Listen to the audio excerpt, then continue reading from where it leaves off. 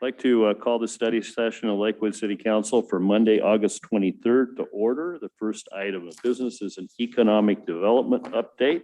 And for this, we have our economic development. Becky Newton.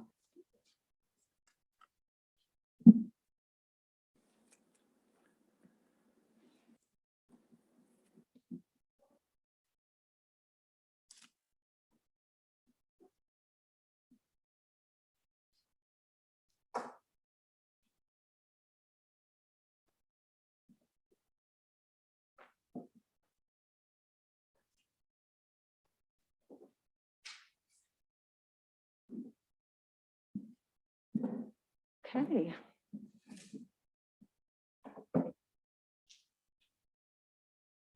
Good evening, Mayor Anderson, Deputy Mayor Whalen, and members of council. I'm pleased to be here this evening to share an economic development update for the city of Lakewood.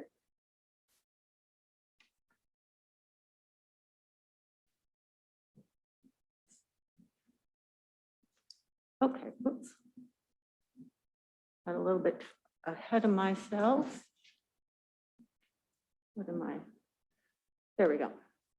Okay, so this evening we have a number of items to cover, including a review of our business outreach as of the first half of 2021. Also, we'll touch on what our workforce and resident demographics look like, as well as looking at what some of our new businesses that are coming into Lakewood, some permit stats, a little bit on media and promotion, and then spending a good amount of time talking about our strategic plan for economic development.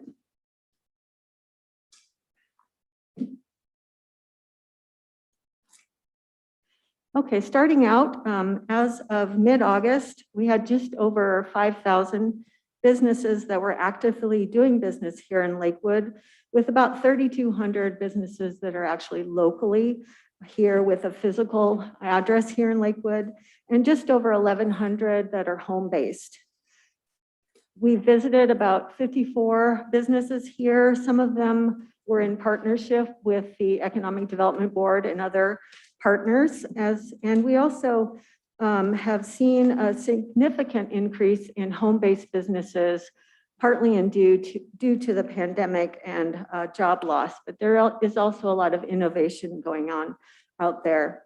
And we've seen several hundred new businesses open in Lakewood this year. There are a number of challenges, as everybody knows, one of which is supply chain issues. I wanted to touch on that in more detail, but just to touch on some of the other areas that businesses are really struggling right now. Workforce is probably one of the top of the list, not only trying to find folks, but actually keeping them. So hiring and keeping talent is a big concern for our businesses at this time. Of course, the uncertainty with COVID and the pandemic and changes that are going back and forth with our retailers, hospitality folks in particular. Marketing and advertising seems to be an issue for folks, and just trying to be familiar and knowing how to reach out to folks and so forth. Wanted to touch on a little bit more on the supply chain issue.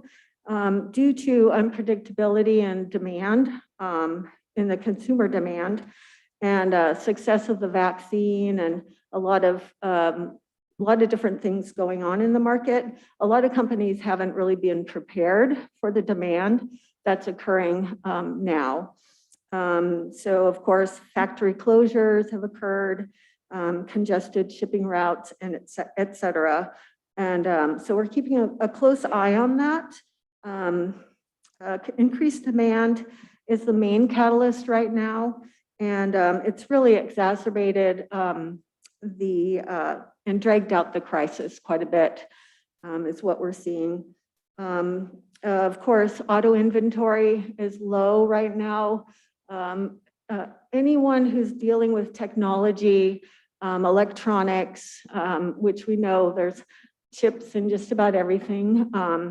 So not being able to anticipate that demand has been very difficult.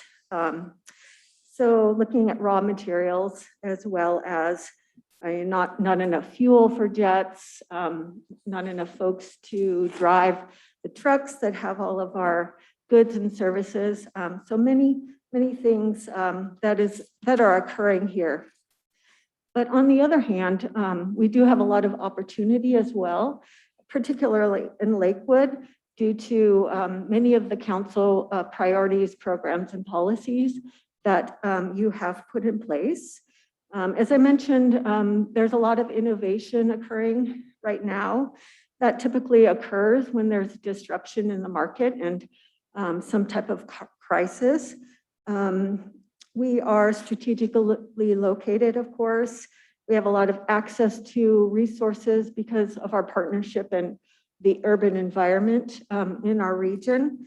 There is a lot of cash and equity in the market, and a lot of expansion support, growth in technology and healthcare, and of course our partnership and proximity to JBLM and opportunities for partnerships in that regard.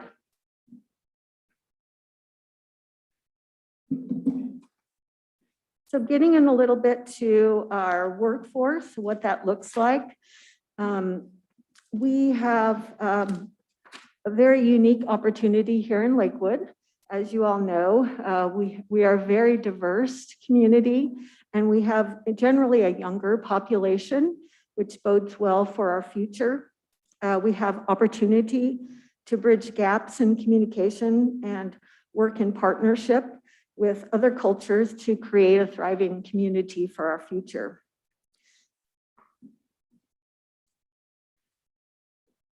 So contributing to this, we do have a slightly lower participation rate by our residents, partly due to race, disability, and higher amount of single parent households.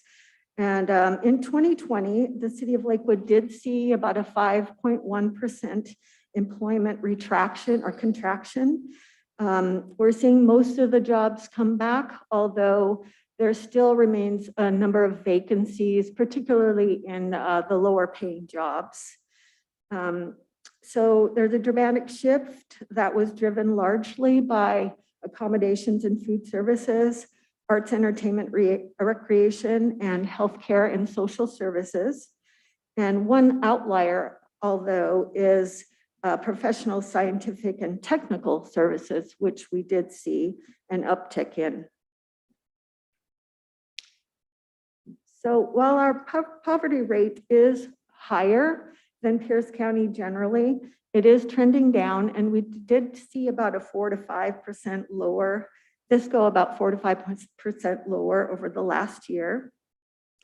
So we do have an opportunity here to help residents obtain good paying jobs and for us to attract employers to this community and help folks to start a business.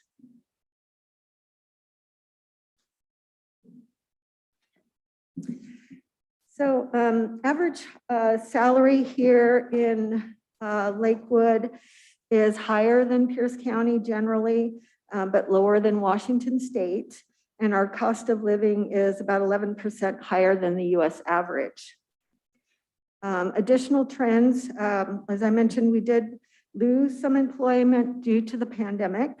Much of this has returned. However, as I said, there's a misalignment, and also some of those jobs are remaining unfilled. Wages are going up. Our largest industries are healthcare, retail, trade, and education.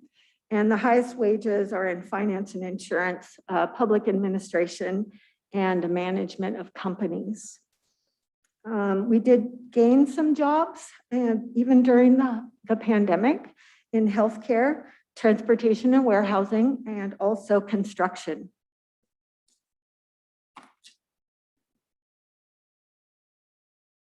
So moving on to our new businesses, we did see, according to the data that we do obtain from the state, about 1,900 new jobs in companies that have 5 or more employees.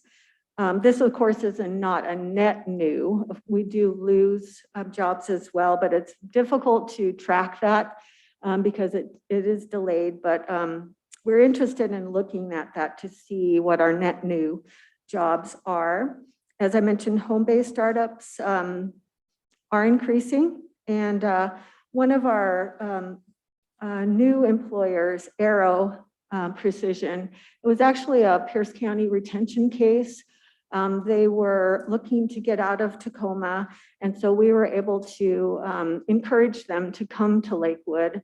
They're very happy to be here. They're enjoying, or will be enjoying, the favorable tax rate, and in that there is no local B&O tax. So that's a good thing for this company in particular, and their average wage is well over $65,000 annually. So good paying jobs as well.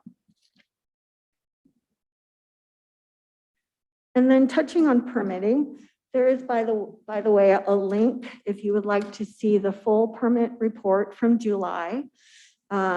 Just touching on a couple of highlights here. Over 88 million in valuation just as of the end of Q2 of this year, as compared to just over 40 million this time last year. And last year permitting was up significantly. We ended up at about 160 million in valuation as compared to 88 million in the previous year. So lots of construction and high valued projects going on. We have also seen a considerable increase for Lakewood and new single family, 41 new built this year and another 80 applied for. So it's a significant uptick as compared to previous years. We did see a reduction in remodels, and mostly due to the pandemic and folks not wanting or not allowed to have others come in to do work in their homes. And then I'm going to stay on this slide for just a little bit.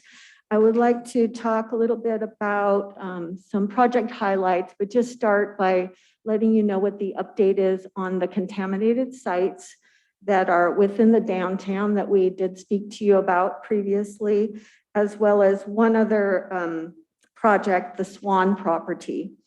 And so Chevron is continuing to work towards no further action designation, and their property is being sold.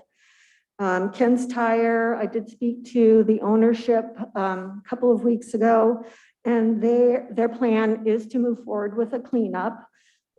They will be able to provide a report to us probably within the next couple of weeks on what they need to do to get their property cleaned up. I will tell you that European Square, which is right next to them, recently sold, and as something that they needed to complete before the sale, they did do environmental review of the property up to the property line where Ken's Tire is, and found that there was no leakage of contamination to their property line over to their property.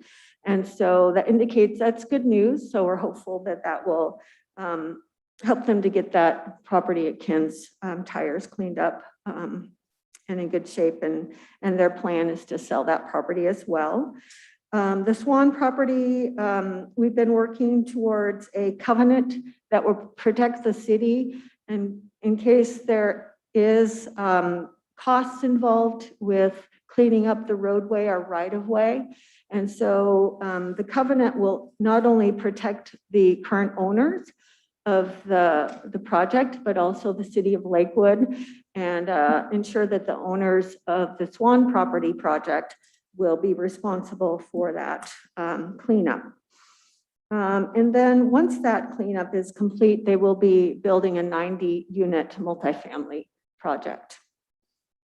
BG Olson, I have not gotten a response from them yet, but we'll continue to reach out. We don't anticipate a redevelopment on that project. And then the Lakewood Town Center, we are waiting for a report from RPAI. Now will become Kite Realty. They have been purchased, and so there's some, there is some back and forth on that. However, we're expecting a report from them also within the next couple of weeks or so. And then just talking about the downtown area, the city is still working with the Pierce County Library system to build a new downtown library. We are looking at a large mixed-use project on the QFC property. It's looking fairly ambitious at this point.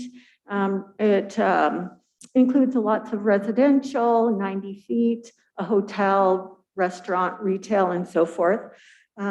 So we're hopeful that that will move forward if they can get the right developer to do that project. A 7-unit apartment complex on Bristol, which is a mixed use. Altitude Trampoline Park is still moving forward. They lost their financing due to the pandemic, but they are working on getting that back. And that will be going into the former Joe's building. As I mentioned, RPAI is merging with Kite Realty.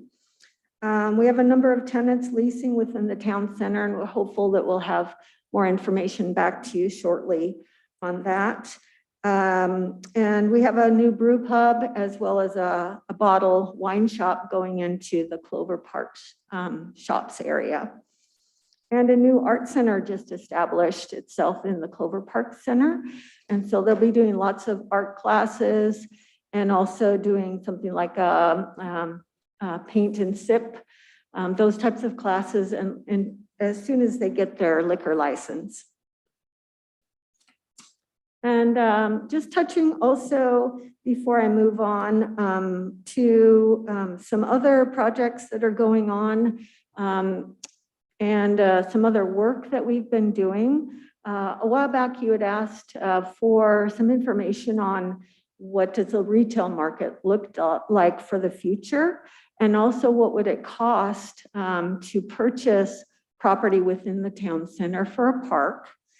And so we'll have more information coming back to you, but just briefly, we did talk to brokers. We looked at sales over the last couple of years and conferred with our Public Works Engineering Department and came to the conclusion that it's probably right around $25 a square foot at this time. So just letting you know that. As I mentioned, we do have more information coming forward on retail market analysis. Right now, I can tell you that vacancy rates are expected in general to increase in the South Sound area through the end of the year, particularly due to the pandemic and uncertainty.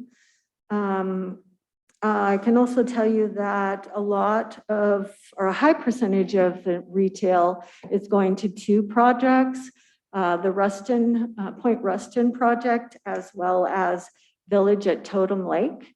However, we're hopeful that we will be able to attract that more to our project and other projects around the South Sound as time goes on. There are new concepts coming into the market. Rent growth will slow in the Puget Sound as a whole, but Tacoma Lakewood should see higher rent gains due to a sizable demand for retail space. We do know that leisure and hospitality was down about 23%. However, DuPont Lakewood was less affected due to our proximity and also newer hotels. Seattle Tacoma is poised for a strong comeback due to the tech sector as one aspect. And if the economy continues to strengthen through Q3 and Q4, we do expect a retail resurgence to occur. Of course, some of that's dependent on COVID and things that are happening in the market. The shift to e-commerce continues to increase, and spending at non-retail is up 30%. due to the pandemic. National Retail Federation has told us that they estimate retail sales will grow. This was as of about a month ago. They expect national retail sales to grow between 10 and 13% overall this year. So that is good news, but then again, you have to think about, is the economy going to continue to grow at that rate, and factors around the uncertainty due to the pandemic. And so consumer sentiments, consumers feel like they want to be more connected to family, so they're finding ways to do that. And local retailers are still an important part of the community. So we're hearing that, buying local is still important. And so those local retailers will be important to the future of the community. Okay, so also just touching on some other areas around Lakewood. Lakewood Landing, we did finally get a purchase and sale agreement on about 9.2 acres for redevelopment, what we're calling phase 1 of that development. And it has a quick closing, so we're helping them to get all of the entitlements or what they need in order to close on this property. This, I can tell you that it will have a mixed use component, and a pre-application will be performed this month, and we'll work towards a development agreement with that company, a company that prevails on the phase 1, and come back to you with additional information on the project as that becomes available. And then the increment area, you did receive a presentation, a discussion on that. And so this area is the one that is being considered for the tax increment financing. Still a lot more work to do on that, but that seems like a good area for us to look at for that project. Other areas, Woodbrook, of course, is kind of booming. There's lots of activity going on there. Let's see, just to point out a couple of things that have changed. There's actually 2 projects up here. This is American Lake Logistics, as well as Bridge, a developer called Bridge that's doing a project here. Amazon has just recently received their certificate of occupancy for the 470,000 square foot industrial warehouse. This project here obviously was built already, and Maersk, or Damco, which is the same company, has a lease on this property. So more to come, but lots going on in Woodbrook as well. Okay. All right, and then just another comment on industrial. As you know, there's a lot of industrial going on in other parts of Lakewood, including a couple of large warehouses off of 512 and Steel, and then another one in Springbrook. That project is challenged just a little bit because of the environmental or floodplain, and so they may be required to reduce the footprint on that project. So hopefully they will move forward as well. And then touching on media, there are links here, and hopefully you'll be able to go to the Build Your Better Here website. It has been refreshed. There's a lot of new content, and there will be new videos coming forward.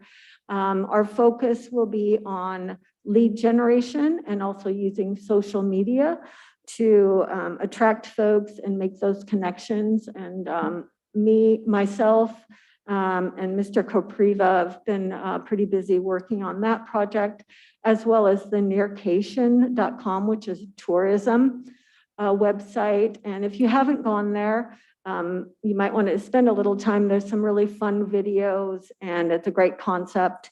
We're happy to with the work on the nearcation website. And then finally, we did decide, Mr. Capriva and I, to move forward with a monthly outreach with economic development, answering specific questions and trying to get more engagement with the community.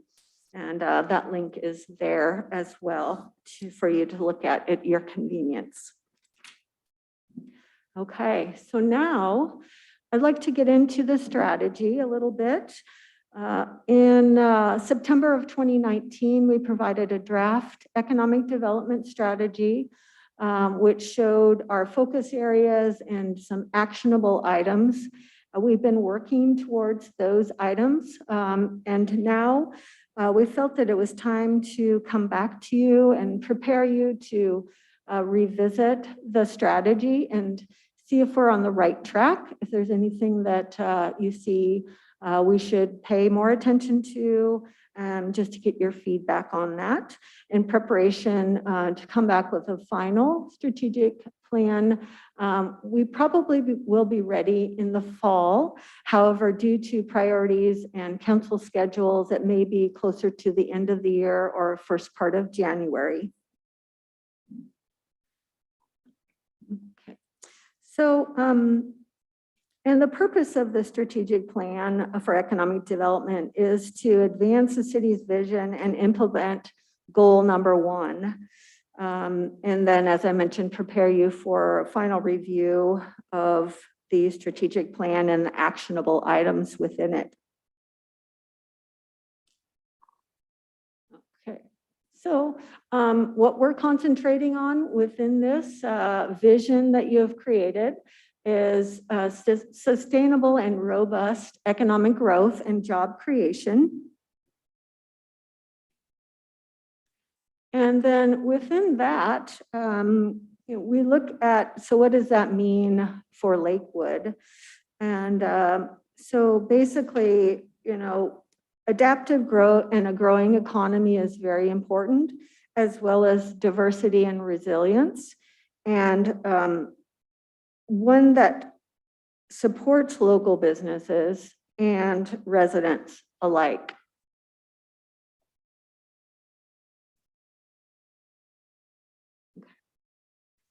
So components are that, as I mentioned, those are the components. And within this goal, we also focus on attracting and preserving family and high-wage jobs, directing growth through sound planning. And so what our team really does is to help position us for sustainable growth for the future, to help with create jobs and living wage and family wage jobs for our residents. And also thinking about, how that fits in with climate change, as well as anticipating market demand and being thoughtful about the future. And why we're doing this is create wealth for all of Lakewood and all of the generations and various folks that live here, and to encourage desirable development and land uses.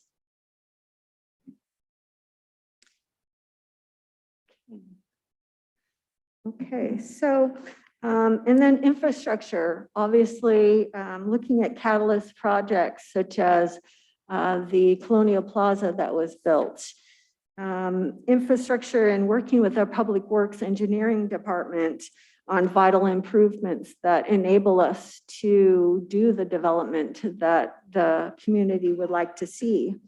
Rezoning, if it warrants that, to allow for the uses and be flexible to accommodate market demand, as well as improving the utilities and other assets that are needed for the community. And why we do that is so that we can focus on planning and attract investment, placemaking and amenities, and improve the quality of life.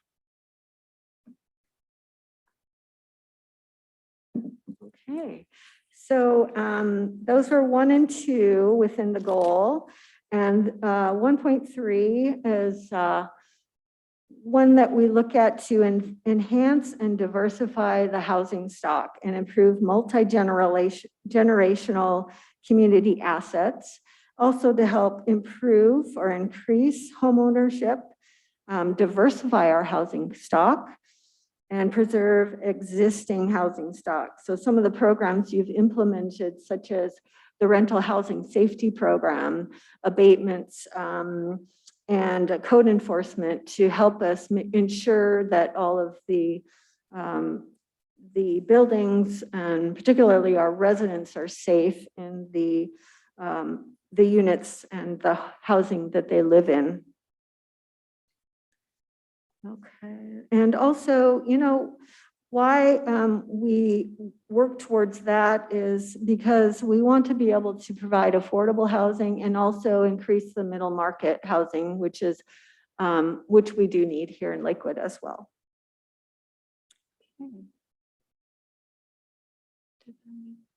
Okay. Okay, and then slide 21. Okay, 1.4, within your goal, foster collaboration and partnerships. Being a leader in the region is very important, and continuing to build those key partnerships that we have and helping people get the education they need to live the lives that they choose. And we do that to align all of our efforts, boost our partnerships, as well as leverage opportunities with JBLM. Okay. And 1.5, promote and facilitate sustainable economic development. We do a lot of outreach, business retention and expansion, many times with our partners in the Economic Development Board, as well as Pierce County. It's much easier for us to retain a job and help businesses grow here than to recruit. About 70 to 80% of our jobs come from within businesses that already exist here. We also want to promote entrepreneurialism, as well as encourage a balance of manufacturing, commercial, professional, retail, and so forth. And also leverage our community assets. And we do this to establish a strong brand and have consistent outreach.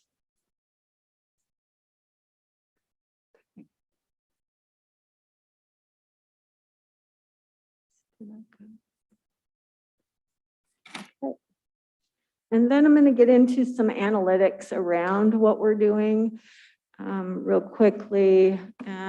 So in 2014, we did what's called a retail leakage analysis, or looking at pull factors. So retail leakage is when residents go elsewhere to get what they need outside of our trade area. Lakewood being our trade area, we look to see if what our residents need is actually here in Lakewood, or what we need to attract in order to support the residents.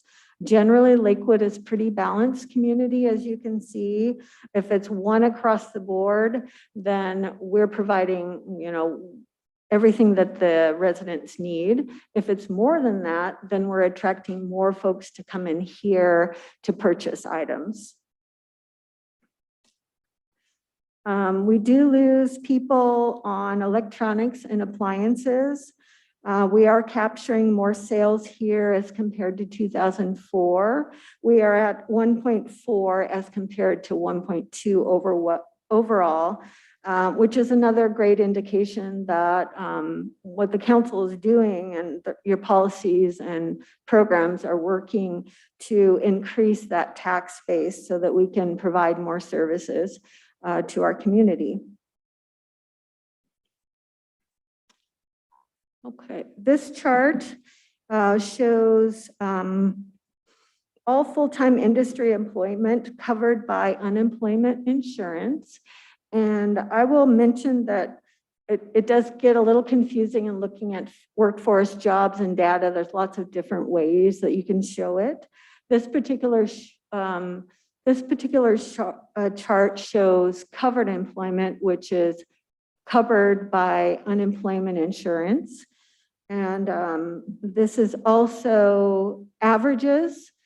And whereas in the economic development brochure that I put out, that one shows all jobs at a point in time, including seasonal jobs and so forth. So there is some differences in how those numbers are reported. And we can certainly work to make that a little clearer going forward. So overall, service, just to let you know, the way they report this, Puget Sound Regional Council reports it out of this way, and our economist reports it out of this way. And if you're wondering where healthcare is, it is within the service sector as reported on this chart.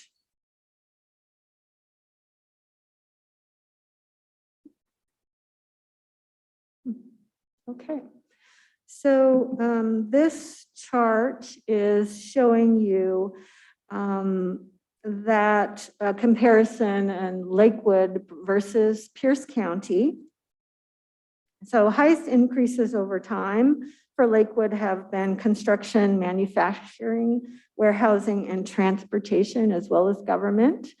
Government is not just the city of Lakewood, it's federal and state. And so, of course, we have DSHS, Western State Hospital, and others, colleges, K through 12, that contribute to those numbers. And, oops.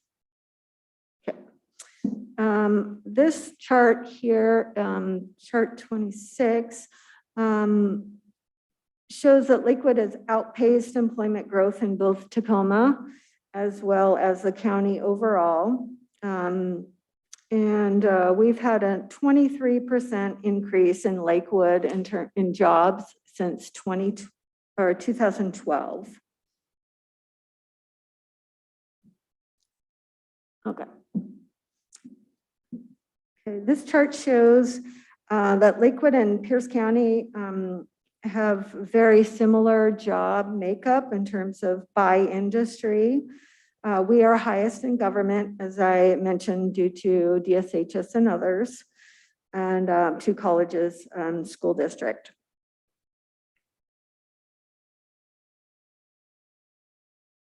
Okay. And then in looking at journey to work, so where do people live and where do they work? We have about 3,800 people that live and work in Lakewood, about 25,000 that are employed here, and 20,000 that leave to work elsewhere. Pardon me. We have a higher percentage of people that live and work in Tacoma than live and work in Lakewood. Obviously, Tacoma has a larger area, and so that makes a lot of sense. More people live and work in Lakewood than do in Puyallup and Fife. And this map just shows you on the left where Lakewood,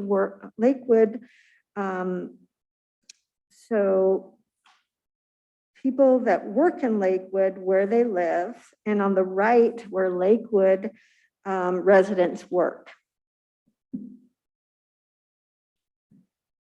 Okay, and then, as I mentioned, we do have a lot of opportunity here in Lakewood, just due to our location, proximity to JBLM, and also the Port of Tacoma. These are highlighted in orange, the focus areas that we are looking at for the strategic plan. And we're looking at a citywide strategies as well as focus area strategies. And then just to touch on the citywide and place-based strategies. So citywide, we're focused on BRE. So we visit with all companies citywide, and also the media is focused citywide. Although we do, look at different things like supporting parks or supporting the school districts and so forth. And then we do look at planning and investing and promoting each of the areas as well. And I'm going to go ahead and get into these areas just briefly, looking at the areas in, we'll be looking at the areas in more detail, as I mentioned, with actionable items when we come back to you late fall or later this year. Okay, and starting with the downtown. Downtown sub-area adopted 2018 and focuses on a rich urban area, walkable entertainment, cultural celebrations, housing, restaurants, and retail. Primarily, we're thinking that most of the commercial redevelopment will occur in the downtown.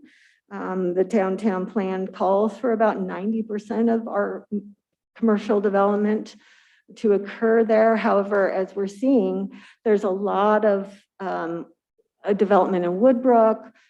There's a lot of potential development out in Lakewood Station and so forth. But the downtown is poised to attract a lot of commercial development and particularly mixed use.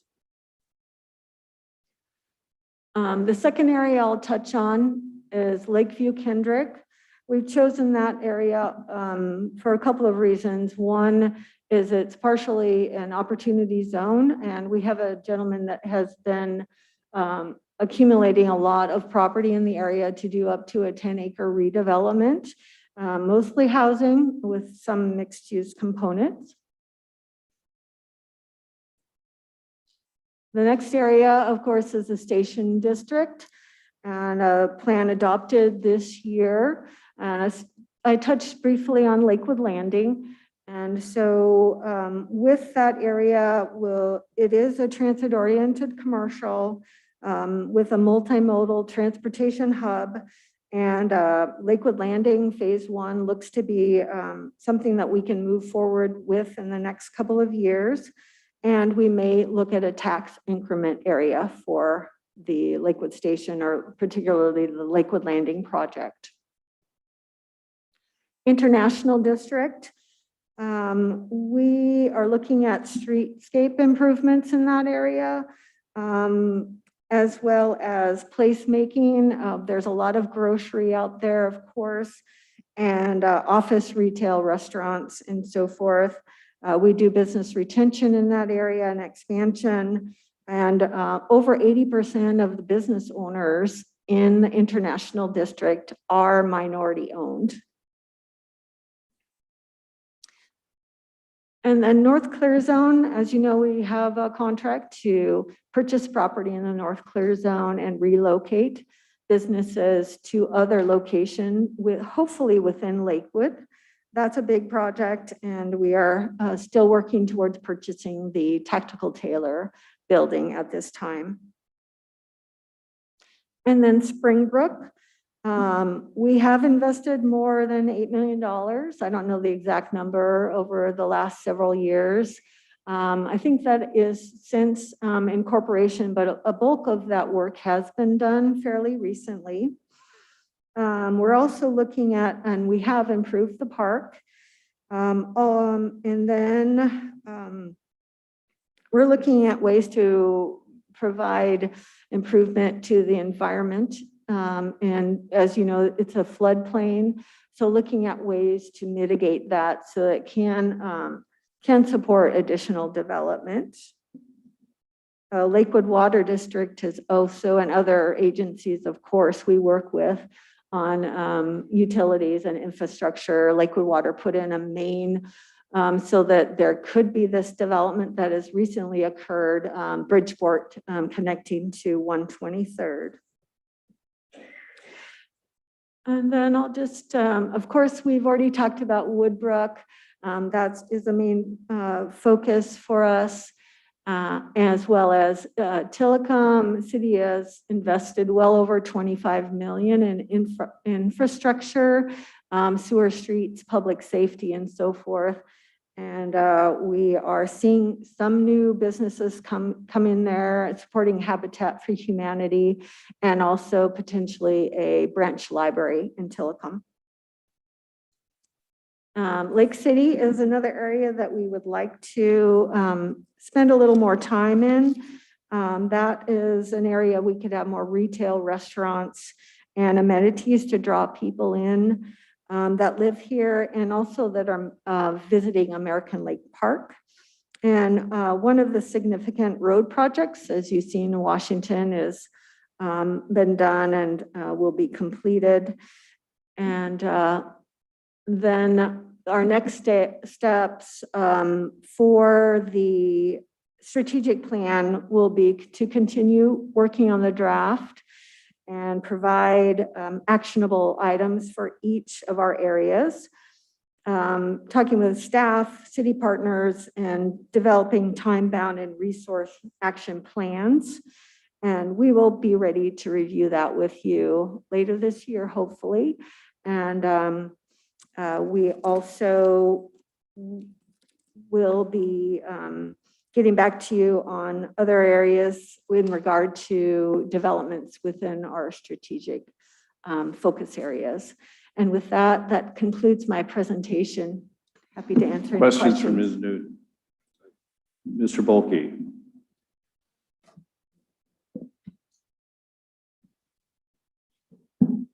Thank you very much, Ms. Newton, for the presentation. A couple of questions. Number one, you mentioned opportunity zones real quickly, and we have several. And so, first of all, I'd like you to remind us where our opportunity zones are. And two, have you seen anything to date that has where jobs have been created in these opportunity zones? Councilmember Boki, we do have 3 opportunity zones.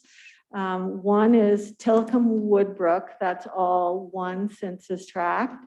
The second is Springbrook, and then the third is what we call the Lakeview Kendrick Street area. And then in terms of projects, there have been a number of folks that have taken advantage of the opportunity zone. Woodbrook, I know some of the developers out there have been. I've heard that Panettone is one that's taking care of that, or taking advantage of that in the Springbrook area. But I can look back and see what other projects were specifically related to or encouraged by the opportunity zones. So then the next question is, and this is kind of mentioned in specific projects sometimes when we have discussions around here, but our overall infrastructure, when you go talk to folks, so we have the sewer problem, where we have the sewer problem out here, which is a sign of an aging sewer infrastructure. So how are we on sewer? I know Lakewood Water is in the midst of a rebuilding plan or a maintenance plan. How's our water situation in these areas? And then how's our electricity situation? Councilmember Boki, those are great questions, and I think I'll have to do a little more research to get enough information. I know that all of our utility companies are working hard to try to improve, because we do know, particularly with sewers, there are some older pipes in the ground, but we will get you some detail on all of those, pardon me, the sewer, Lakewood Water, and electricity. There is some concern, I think, that I've heard about electricity, particularly as we're moving towards electric vehicles and so forth. So that is something that we've been just starting to talk about. Okay, thank you. Yeah. I might just add to that a little bit. Lakewood Water had any number of locations with pipes that are over 50 years old, so they had delayed replacing it. That's why they have some major replacement going on right now. The sewer failure was a rather unique situation, hopefully. There was a drop in the elevation from one pipe to another. It caused turbidity. The turbidity released gas. The gas eroded essentially the lining of the main pipe, causing it to collapse. It's being replaced with something that has a different lining. It's the state of the industry now, 30 years ago. How many similar latent defects there are like that? I don't have a clue, but it was not just the pipe collapsing going down the street. It was the way it was engineered in that kind of unusual situation. Ms. Moss. Thank you, Mr. Mayor. Mr. Newton, thank you so much for the presentation. I always look forward to your presentations because it's such good information and your hard work is paying off. So the one thing that I wanted to compliment on is that it's good to see so much activity taking place on the I-5 corridor. That's going to bring a lot of business into our area. So that's a good job on that. The question that I have is, do you know if the warehouses are filled? Because at our public comments, we have been having questions that we are building these warehouses and they're sitting there empty. Do you have any information on that? Councilmember Moss, so thank you for the compliment. We appreciate that very much. And I couldn't quite hear you. Are the warehouses, which warehouses are you talking about specific or just Woodbrook Just in in general? All of the developers are working towards tenant leasing. And so we know that Amazon has gotten their certificate of occupancy. Maersk or Damco, which is the same company, is on the building, the 220,000 square foot building on 150th. American Logistics, I just spoke to the broker this week, and they're working with a number of tenants. I don't know that they have a signed lease yet. However, I can tell you that there's a lot of demand in the market. Distribution and warehousing is distribution, transportation, warehousing is the highest need. We're also looking at some manufacturing as well. And so it's a little bit slow, but it's a lot more aggressive in Woodbrook. I think that I have heard that the warehouse on 84th and South Tacoma Way, it's lagging a little bit behind just because it's not right on I-5 or right off I-5. So they're having a little bit of a challenge with that particular warehouse, but the brokers are confident that they will get matches for those and fill the spaces. And we're excited because a lot of them will be living wage, family wage jobs, but we'll keep you posted as those leases get signed. Great, thank you. Ms. Farmer.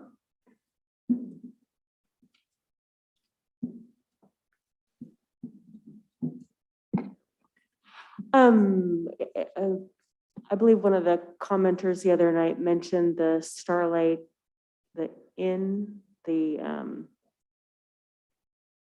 drive-in. Completely lost my train of thought. The old drive-in. That they've built buildings there that are not occupied. I was curious about occupancy, if we know. Councilmember Farmer, that is the warehouse I was referring to on 84th and South Tacoma Way. But they are working towards getting that leased. Wonderful, thank you, apologies. I also would love to see some of the items that were in the presentation, and the links were not active. Or at least I don't know if anybody else had trouble clicking on the links in the presentation. Okay, I didn't quite hear that. The web links are not active in the yeah. presentation, and I'd love to be able to click on some of those, and so maybe it could be resent. That's my fault. I failed to alert Ms. Schumacher to that, but I think she may have already updated that. So you can link. to those. Thank you. And again, wonderful presentation. Thank you. Thank you. So over the last few years, healthcare has been an ever-growing section of our economy. And we have, a concentration around St. Clair. Is there any land availability or zoning impediment that you have observed that would impede someone who is interested in healthcare-oriented development from locating in around that area? Mayor Anderson, I don't know of anything specific to healthcare itself. We do have a couple of if you're looking at land in Lakewood and that's been vacant for a long time, it's typically either there's some contamination, but we do know about the contaminated properties, or the property owner is asking too much for the property. So things like that. I'm not aware of something specific to healthcare. I will tell you that we have been proactive in reaching out to some of the healthcare providers that we know that are expanding and would like to open either a satellite office or move their businesses to Lakewood. The challenge is, as you know, finding the land. We do have vacancies, and so we are looking to fill those vacancies. But I'm not aware of anything specific to healthcare, but I'll do a little more checking on that. I was thinking if somebody, for example, wanted to build a medical office building in the Kendrick area, does the zoning allow for that in the locations that are available? So Sure. that kind of thing. Yeah, Mayor Anderson, that is allowed in the transit-oriented commercial area. So medical offices would be. And kind of still on a medical bent, but with respect to the Lake City economic development, do you have a census of the numbers of folks that work at the VA hospital? And has there ever been any type of survey done to see what services that they think are lacking? It seemed like it might be a selling feature. Everybody streams off the base to go into Tillicum to eat lunch, for example. And I see streams going into the VA in the morning and out in the evening, but I don't see much activity during the day. So, yeah, Mayor Anderson, I think that's a great point. And I don't know specifically of a survey, but I'll definitely check to see, and if not, see what we can do to work with the hospital. We are confident that there are lots of opportunities with JBLM and veterans here in our community. And so I think that's a great point that we should definitely look at as an opportunity. it's just like it's a very major employer, but it happens to be an inch outside Yeah. the city limits. So sometimes we forget that those jobs are there, but they have to go in and out through Lakewood. So, Mr. Branstetter. Thank you, Mr. Mayor, and thank you for the report. You should know that, well, much of your report is very valuable to those of us here. Much of it is also of great interest out in the community to people who are wondering, they really want to see the city become more robust economically and with business, and they're curious as to what's going on and at what speed and what can be there. I did have some questions on your report, and the first one really had to do with, I had been using the trifolds that you have published periodically, 3 or 4 times a year to do that. You sort of kept them so that when people were asking me for things that I would have some talking points to do that.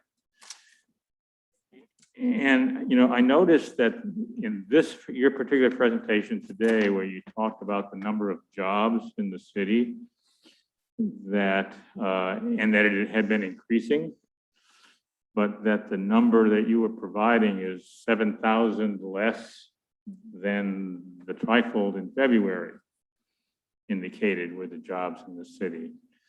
And you indicated that for this report, we only counted jobs that were being covered with unemployment insurance, meaning some employer was paying a premium.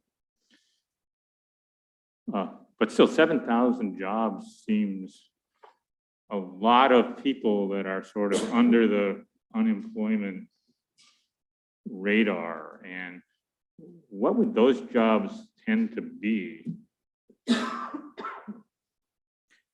Councilmember Branstetter, some of those are seasonal jobs. So like, for example, Christmas time. So if you're looking at part-time employment is also included. And school. So school is not necessarily always the same level of employment. Governments also vary in terms of their employment with seasonal employment. So those are a few examples. And there's different ways to look at jobs. And we would be happy to kind of do kind of an analysis on comparison why, this shows X amount. But the jobs that are reported on the economic development brochure, as I said, are a point in time and also include all jobs, including part-time jobs. Okay. So I guess my question is, in future versions of this, are we going to continue to see that disparity? Or are you going to align this with your presentation or in some way understand that? So someone who had looked at this and then then looked at what we were talking about tonight, which is full-time jobs that have employers that have enrolled employees in the security unemployment thing. That really is, where essentially 20% of all the jobs are not covered by unemployment insurance or in that system to do that. So, I guess it would be helpful if the two versions of things we look at aligned more, or that if we were going to indicate that we were going to look at full-time versus part-time employment, if there could be some sort of explanatory note in here to do that, to go on. One of the pieces of workforce data that you had, and it was in the chart on page 6 about the workforce participation or workforce data, but there's a line for children in single-parent households, and the percentage was 41.1% for Lakewood. I certainly knew that there were some. I even knew that there were a lot of single-parent households, but that seems a number that surprised me. What's the source of that data? Councilmember Branstetter, all of the source for all of the workforce data comes from Workforce Central, and they use a database called Chimera and Jobs EQ, which is a accumulation of many sources, including the Bureau of Labor Statistics and other local information, but I can get a definite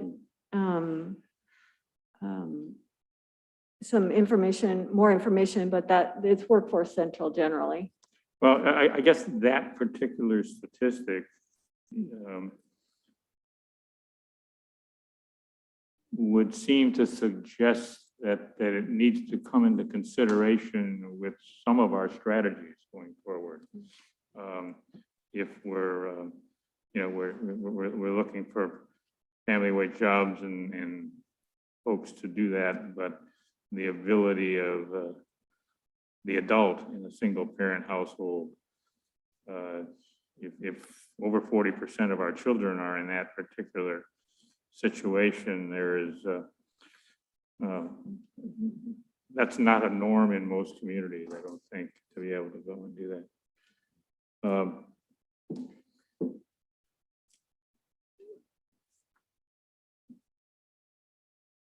You spoke about looking at vacancies in commercial real estate in terms of being able to go and do that. But do you have any feedback from businesses and that effect about not vacancies, but tenants that are in arrears on their rent? So even though they apparently they may still be in their location, but is there any indications that there's as you hear a tip of an iceberg of people having to vacate? Councilmember Branster, we have had folks that have come to us letting us know that that is occurring. We've also had some businesses say that there are a number of landlords that are raising rent to try to, offset some of the losses due to COVID. So we do know that that is occurring. Okay. And there was a chart on page 16 on market context employment. And the note says employment gains have outpaced Tacoma and the county overall. But the lines on the chart where there's a county line seems to be consistently higher than Lakewood. And I'm trying to understand what the comment is trying to tell me versus what the chart is trying to tell me. This particular chart here.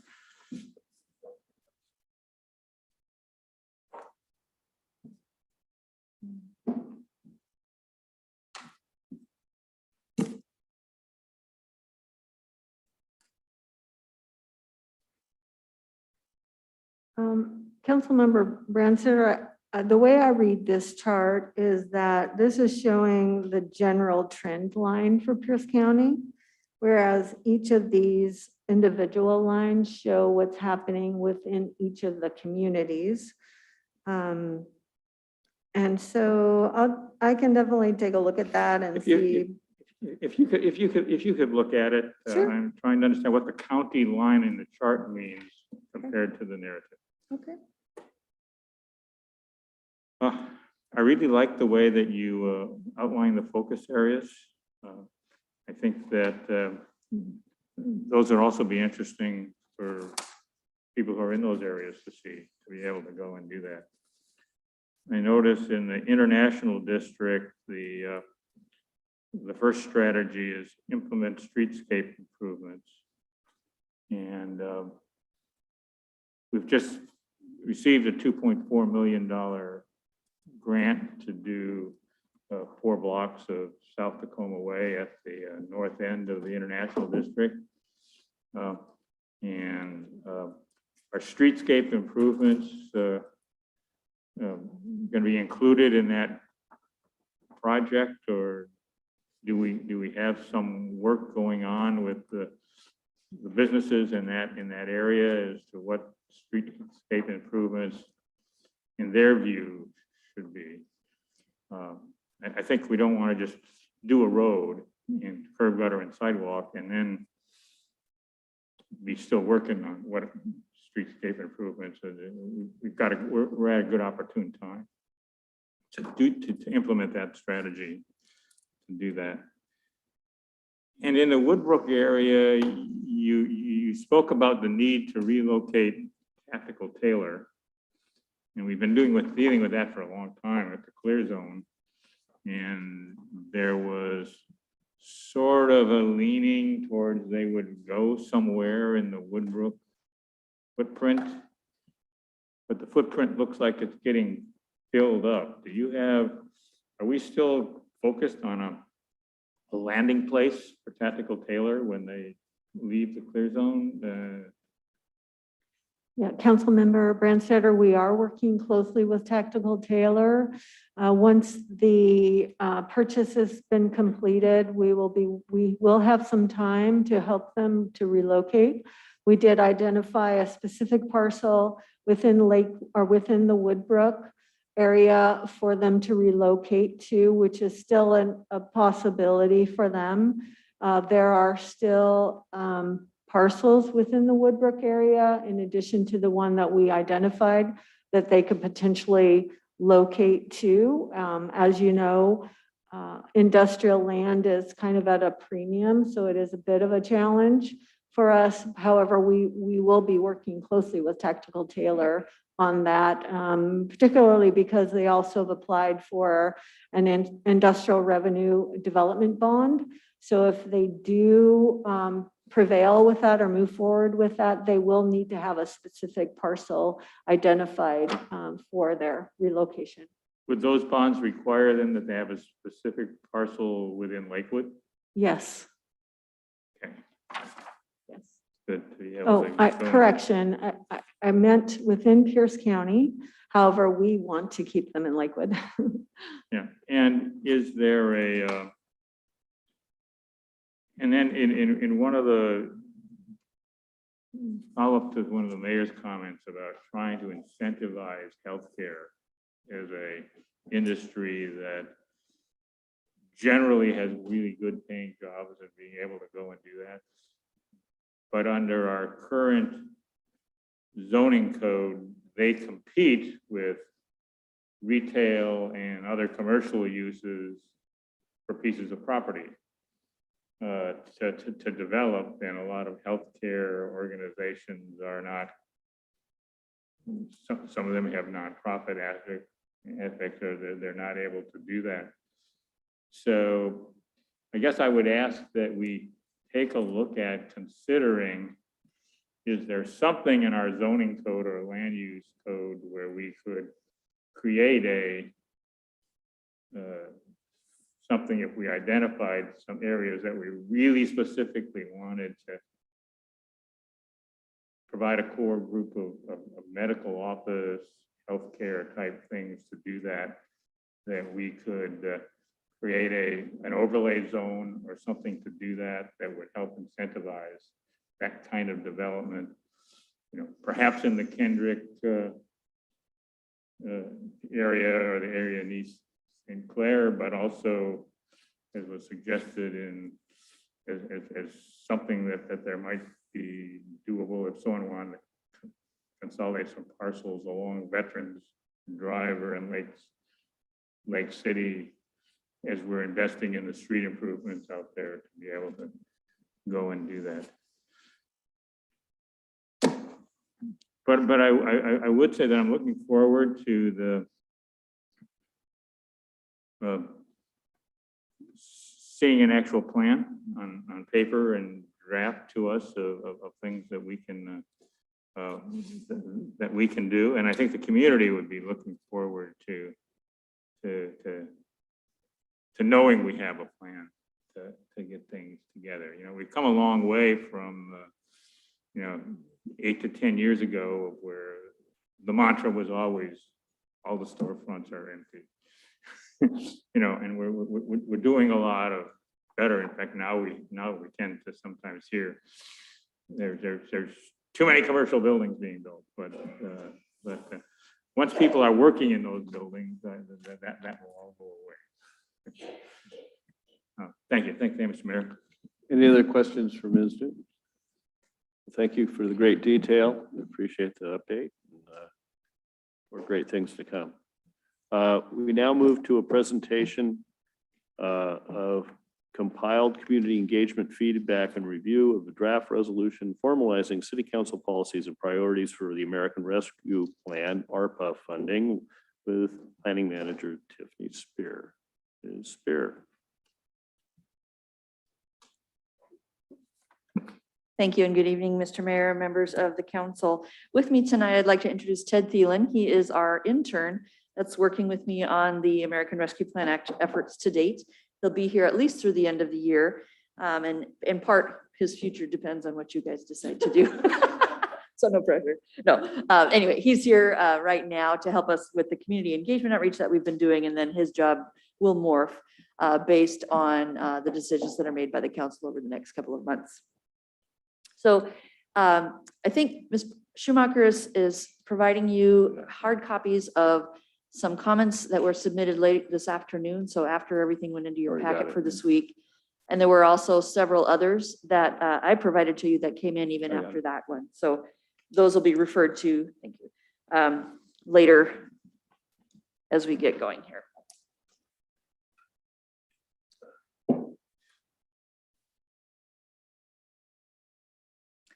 So because this is a rather lengthy presentation, I tried to just break it down into subsections for ease of following along. First of all, explaining what the American Rescue Plan Act is, or ARPA, the explanation and breakdown of the program, talking about some of the guidance we've received to date from the Department of the Treasury, some of the administrative requirements that the city will need to take responsibility for over the next actually almost 5 years, given the length of the program itself.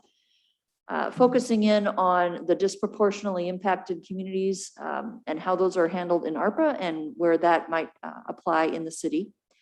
Looking at the results of the community engagement process that's been going on for several months. Bringing to your attention expenditure ideas. These are in part the result of those community engagement efforts, but also some others that have come forward based on one-on-one conversations that I mentioned, Ted Thielen, that he's been doing over the last month or so. And then also reviewing the draft ordinance that's in part of your packet tonight that will be in front of the council for a public hearing next, a week and a half from now. It would be September 7th. So on that, you said public hearing, not for action at that point. The way it's set up right now for you, Mr. Mayor, is that there will be tonight and then a public hearing and then another study session and then there would be action. Thank you. So you have as a council a variety of options. I've tried to summarize them down into 4 here. Because the nature of this program, unlike the CARES Act last year, which was very quick, and then the need to get the money out was great and the time to do so was short. With ARPA, there are actually multiple years for the council to decide how to allocate all of the funds and then even longer to exhaust them. That's not required, it's just possible. So there could be a decision on your part not to take any action now regarding the dollars. Secondly, you could do policy and priority adoption and as part of the ordinance, but again, allocate no funds. Third, you might adopt policies and priorities and then set aside some of those funds or identify those funds for initial allocations. Fourth, you could actually allocate all of it because we have enough already that's come in the door as suggestions to more than use the allocation that the city will be receiving. What is the recommendation to you? It is that you go ahead and adopt the proposed ordinance, at the very least, its policies and priorities, whether they be amended by you or not, but just having those in place as the city staff starts to look at any applications that may come in or suggestions that may come in as a collaborative option with other entities.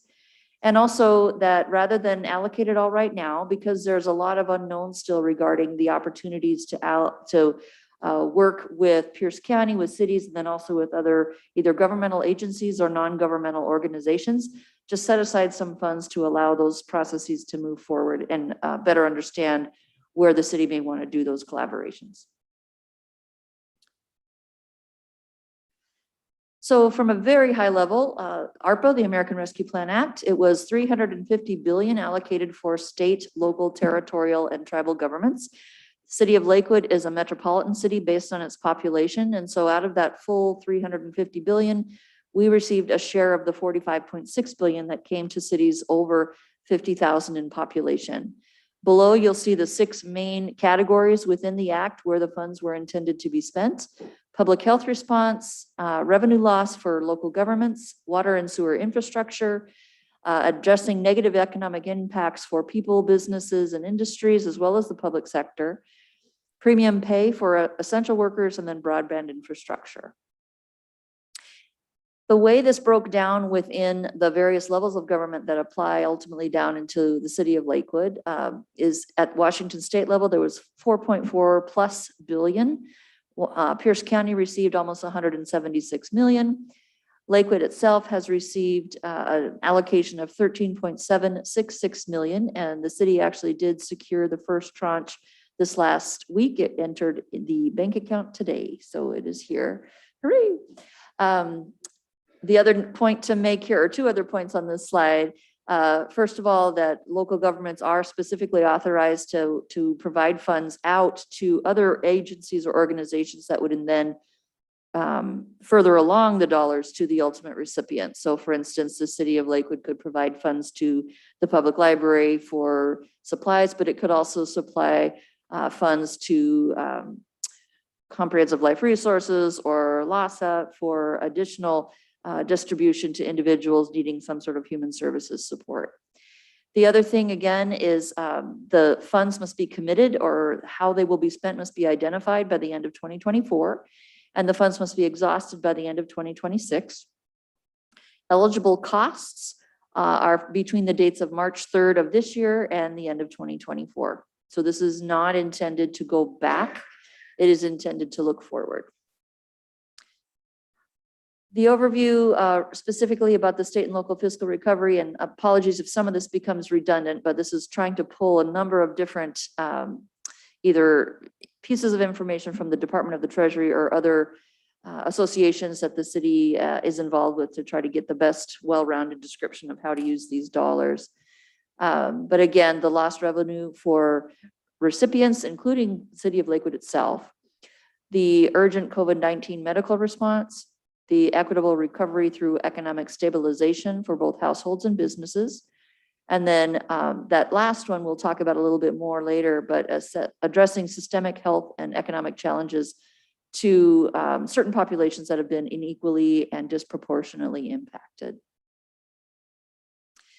So here are the 4 categories that ARPA itself identified. Once more, emergency and economic impacts, the workers performing essential work, provision of government services to the extent of the reduction in revenue, and then the necessary investments in water, sewer, and broadband infrastructure. The way the federal government has allocated its funds to date is that 37.5 billion have gone to housing.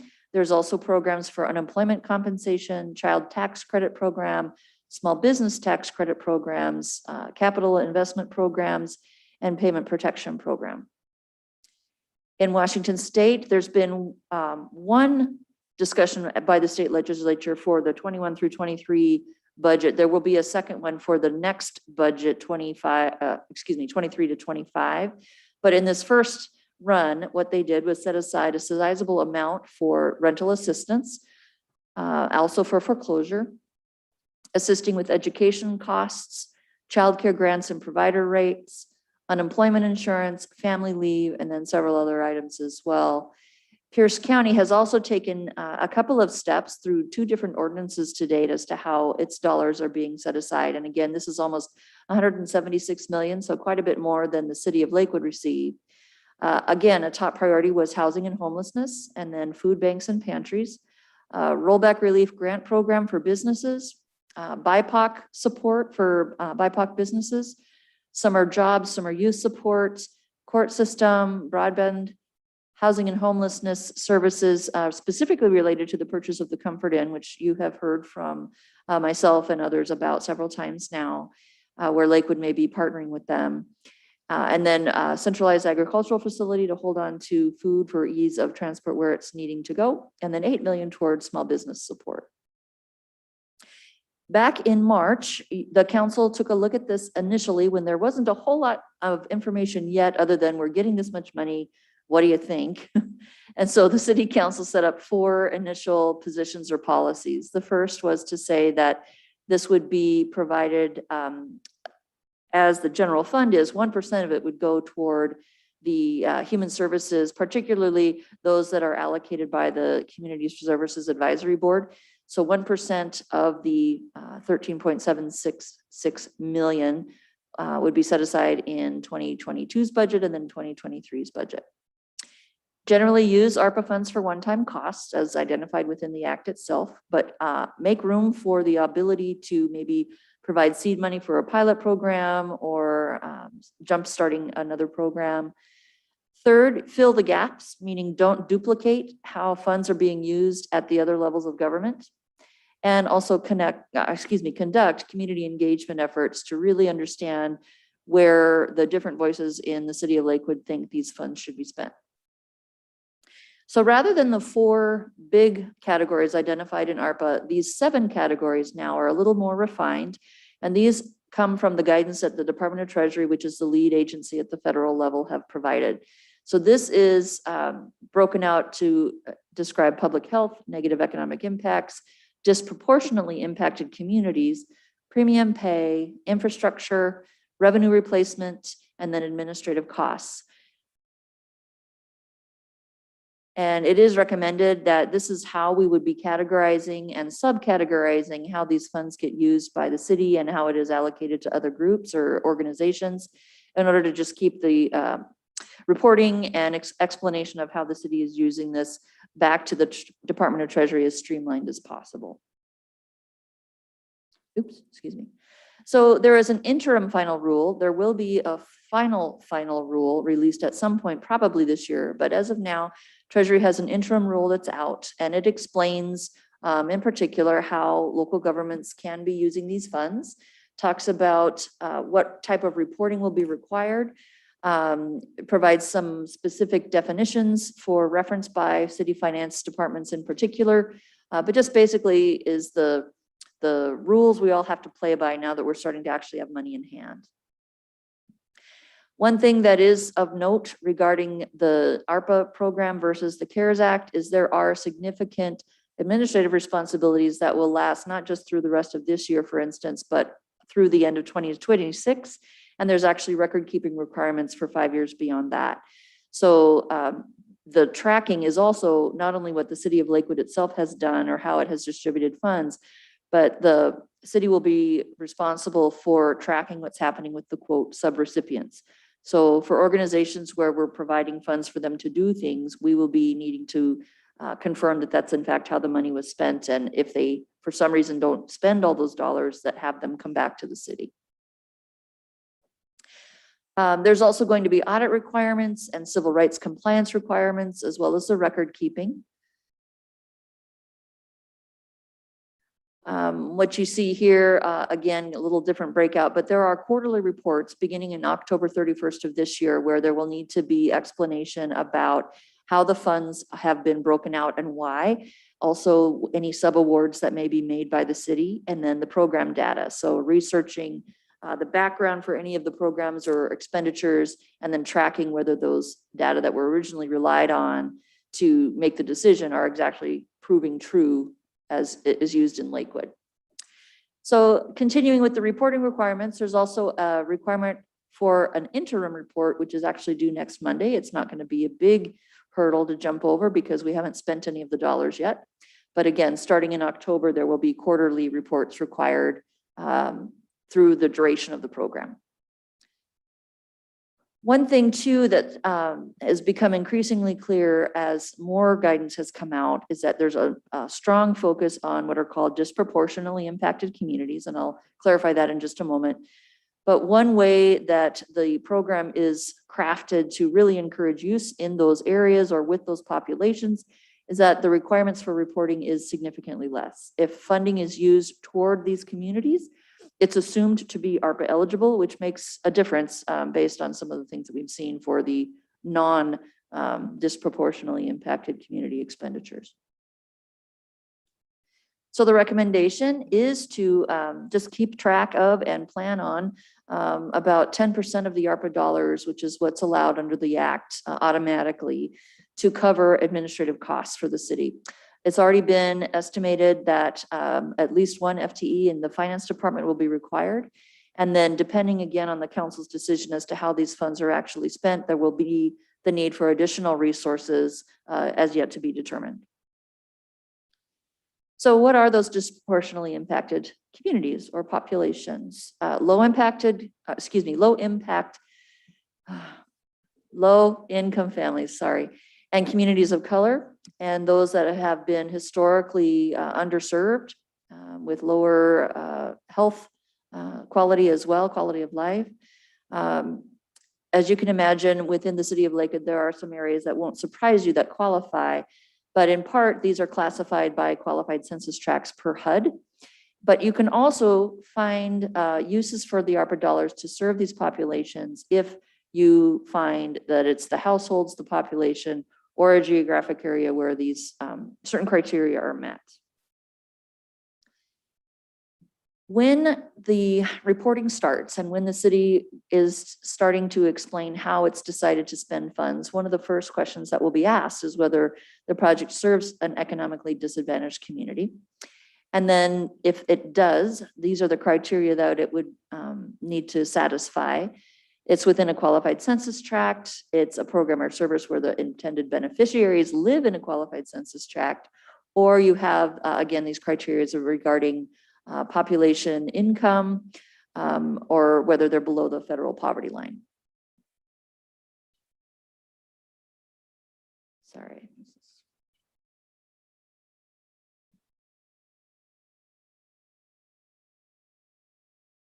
There we go.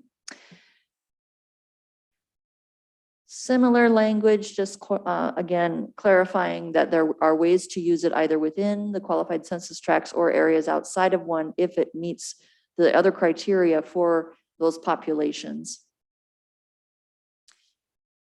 What can you do in these areas that are automatically considered eligible? Educational disparities, healthy childhood environments, addressing social determinants of health. And within all of those, I won't read them word for word, but there is a wide variety of things, all of which contribute to not only the short term, but also longer term benefit to these populations and these areas of the city. So it's a way to take care of things right now, but also provide some long-term benefit. Stronger neighborhoods and communities, including housing, relocation if needed, access to health and social services.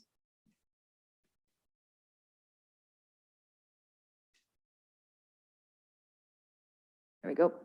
And so this should not be a big surprise, I don't think, to the council, and especially given the economic development report that was just given by Ms. Newton. You see Tillicum and Woodbrook, Springbrook, Lakeview, and Monte Vista are all qualified census tracts within the city of Lakewood per HUD. And so these are the areas that ARPA would be encouraging the city to consider spending its funds. If you look at some of the other data around the city, this is specifically coming from the Washington Environmental Health Disparities Map, which was produced this year by the State Department of Health. You'll see those same areas in the darkest colors, and that means that they have the highest ranking regarding environmental exposures and effects, socioeconomic factors, and sensitive populations. A little more detail on socioeconomic: limited English, no high school diploma, people of color, people living in poverty, transportation expense, unaffordable housing, meaning more than 30% of their monthly income, and or unemployed. So again, these areas have been identified on a number of different scales or types of studies as areas that could benefit from additional investment. Jumping a little bit off to it, sure.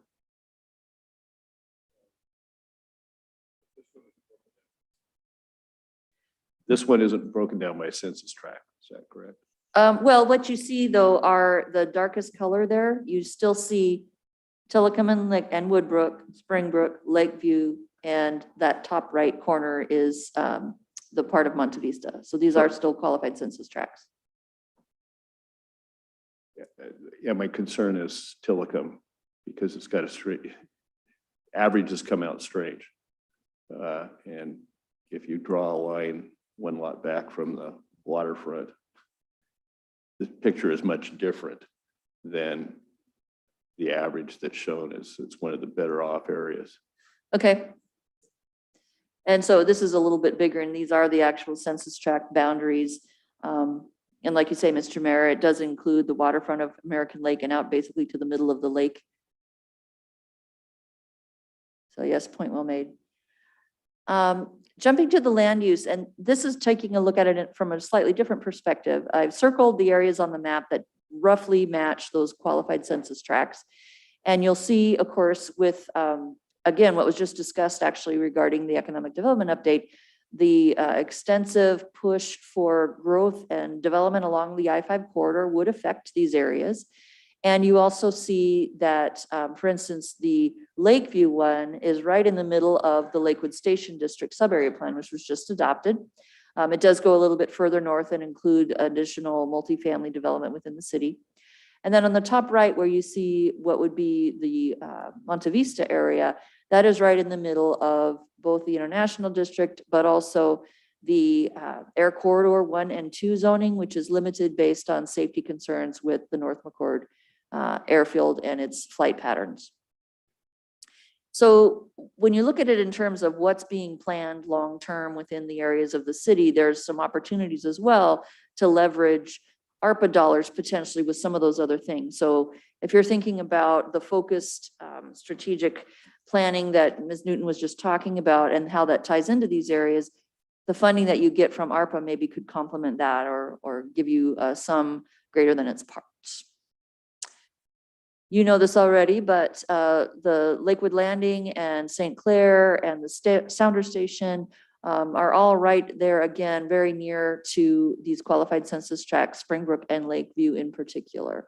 So again, opportunity maybe to leverage spending coming from multiple sources to benefit these areas in addition to your ARPA funds specifically. So the recommendation is to target the ARPA funds within the census tracts, but also leverage as much as possible, maximize opportunities that are there. And again, this is an area where there may be some time needed to do that as best as possible. And you have that as ARPA allows you to until the end of 24 to make these decisions. So jumping topics now, and I'm going to invite Ted to take over the mic here in just a second. These are all of the areas and efforts that were made, groups that were talked to, points of contact that we had over the last few months with the community engagement. There was a website that was put live, I want to say back in April. There was an online survey that was open May through July. There was, and there continues to be, a request for feedback at farmers markets and summer concert series events. The Lakewood Connections magazine had an article about this in the summer issue. And then Mr. Thielen again did his focused outreach over the last month or so, in addition to the things that were done at stakeholder summits and also the city boards and commissions. So there was outreach and presentations made to all of the city's boards and commissions over the last several months as well. Here we go. So I'm going to turn this over to Mr. Thielen to walk us through the community engagement results. Hello, I am Ted Thielen. I performed community engagement for the ARPA program. And here is a visualization of some of the main themes of the feedback we received, whether it be for business, navigators were a huge theme, transportation was a big theme as well, concerns from community groups and organizations, and then of course the biggest theme was affordable housing and homelessness. And you can see breakouts of a little bit more detail of each of those themes.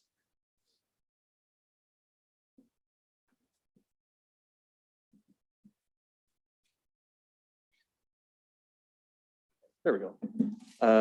So this is just a visualization of who we reached out to for the one-on-one engagement, and that was cultural groups and organizations, neighborhood councils and Springbrook Connections, the faith-based community, so churches, the military community, public partners such as LASA, and human and social services partners, which I guess actually LASA might fit better there. But partners both ways.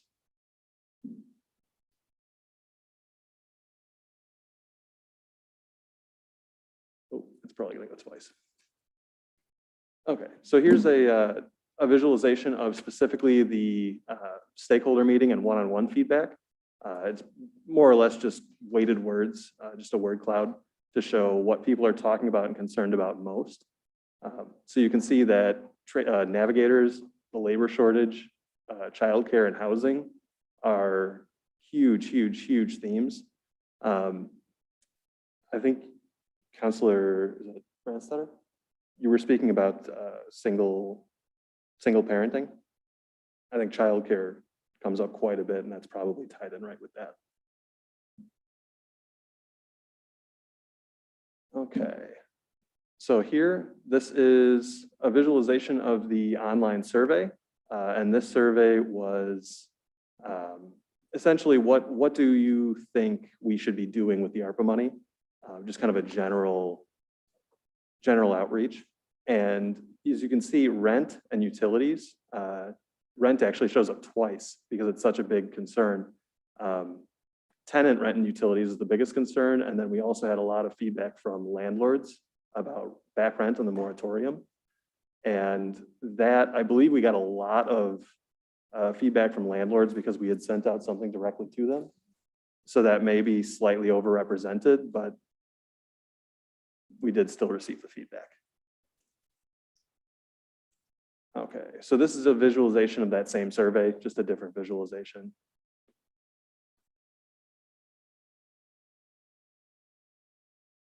Okay, so here is a visualization of whether we should be partnering with other jurisdictions, and we've split it by whether you live in Lakewood or not. And the breakdown is very similar. So whether you live in Lakewood or not, if you were surveyed, essentially 2/3 of people are there and thereabouts, about 60% say we should be partnering, and then about 20 say no. And here's an experience survey. This was a separate survey put up, and this was more based off of what people's experiences have been over COVID, whether they've experienced like medical issues or economic issues or social issues, and the overwhelming theme is isolation, where people are worried about their clubs or their restaurants or their, wherever they're going, just to see people is really the biggest theme.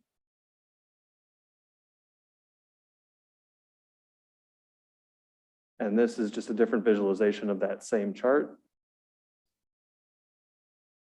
So again, we can see isolation, children, mass, and crime.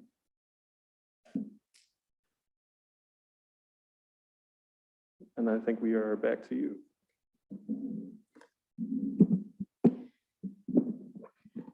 So another thing that came out of the March recommendations or policies that the city set was that collaboration is something that should be looked at as a way to maximize the use of these funds. The city with its 13.76 million obviously isn't going to solve all problems, not only within the city of Lakewood, but areas surrounding. But the opportunity is there to partner with nonprofits, partner with other governments, and do more good than otherwise could happen. So where we sit right now is there has been ongoing conversations, a couple of specific meetings regarding the purchase of the hotel with Comfort Inn in partnership with Tacoma and Pierce County. The council is aware of that. I will be participating in another meeting this week about it, but it continues to move forward. At this point, it looks like closing will be targeted before the end of October, and the intention is to have it operating in November as an emergency shelter. There have also been meetings, and they will continue. At this point, it's at the staff level, but it started with elected leaders pulling together the county and city mayors in particular at the start about leveraging dollars in some way using ARPA funds to, again, get more bang for the buck. Pierce County specifically has invited the city of Lakewood to provide $500,000 toward a BIPOC business support program that would run for at least 5 years. And then there's also Pierce County's Economic Development Department has applied for a Community Navigator Program grant through the Small Business Administration, waiting to hear whether that will be successful or not. If they do not end up being part of that program, though, they do intend to create their own Navigator program anyway. So we would hope to be able to partner with them no matter what. The Association of Washington Cities has recently reported that they're looking to go to the state legislature in the next biennial budget about asking for some of those funds that the state set aside for non-transportation infrastructure, so that water, sewer, broadband category. And so there may be the opportunity for Lakewood to work with that as well. And then SHAPE, which Lakewood recently was the first to formally join, it is going to, I assume at this point, be coming to all of its members to say, hey, jurisdictions, at one point we were talking about a capital program anyway to create some new affordable housing units. Maybe ARPA funds can kickstart that faster than we anticipated. So that request hasn't come forward yet, but I assume that it will. So the recommendation here is not to allocate everything right now, but to let some of these collaborations kind of gel in more detail, give us more opportunity to hear what other opportunities there are out there. And then city council taking action probably sometime next year once those things are clarified to allocate additional dollars, the rest of the dollars, however the council wishes to proceed. There was a question I understand that came to the city manager regarding the revenue loss, particularly for Lakewood. There is up on the screen, and again, I'm not going to go into a whole lot of detail here, but suffice to say that Treasury explains specifically how to calculate under ARPA the qualified revenue loss. The number on the bottom is the preliminary number for the year 2020. The ARPA program is set up to where the city can claim revenue loss for the years 21, 22, 23, and 24 as well. It may well be that the number gets lower each year, but there is that opportunity to look for revenue loss. And all of those years, the comparison year is 2019, prior to the declaration of the pandemic. So as of now, the information we have is about $3.8 million in lost revenue for the year 2020 for Lakewood. Where did it go? Sorry. Okay, so how can those dollars be used? If the city were to want to, it can keep those dollars for its own use. Broad range of services, but not pension deposits, contributions to reserve funds, or debt service. If the city wanted to allocate funds out to third parties, it can do that as well with those funds. And as you see on the top here of this screen, there's a lot of different ways they can be spent. Infrastructure maintenance or building new infrastructure, modernizing cybersecurity, health services, environmental remediation, schools or education services, and then public safety services. So again, there's a choice here for the city to use some or all of its dollars within this category for its own use, or as a way to allocate out to other groups or governments in order to spend those funds that way.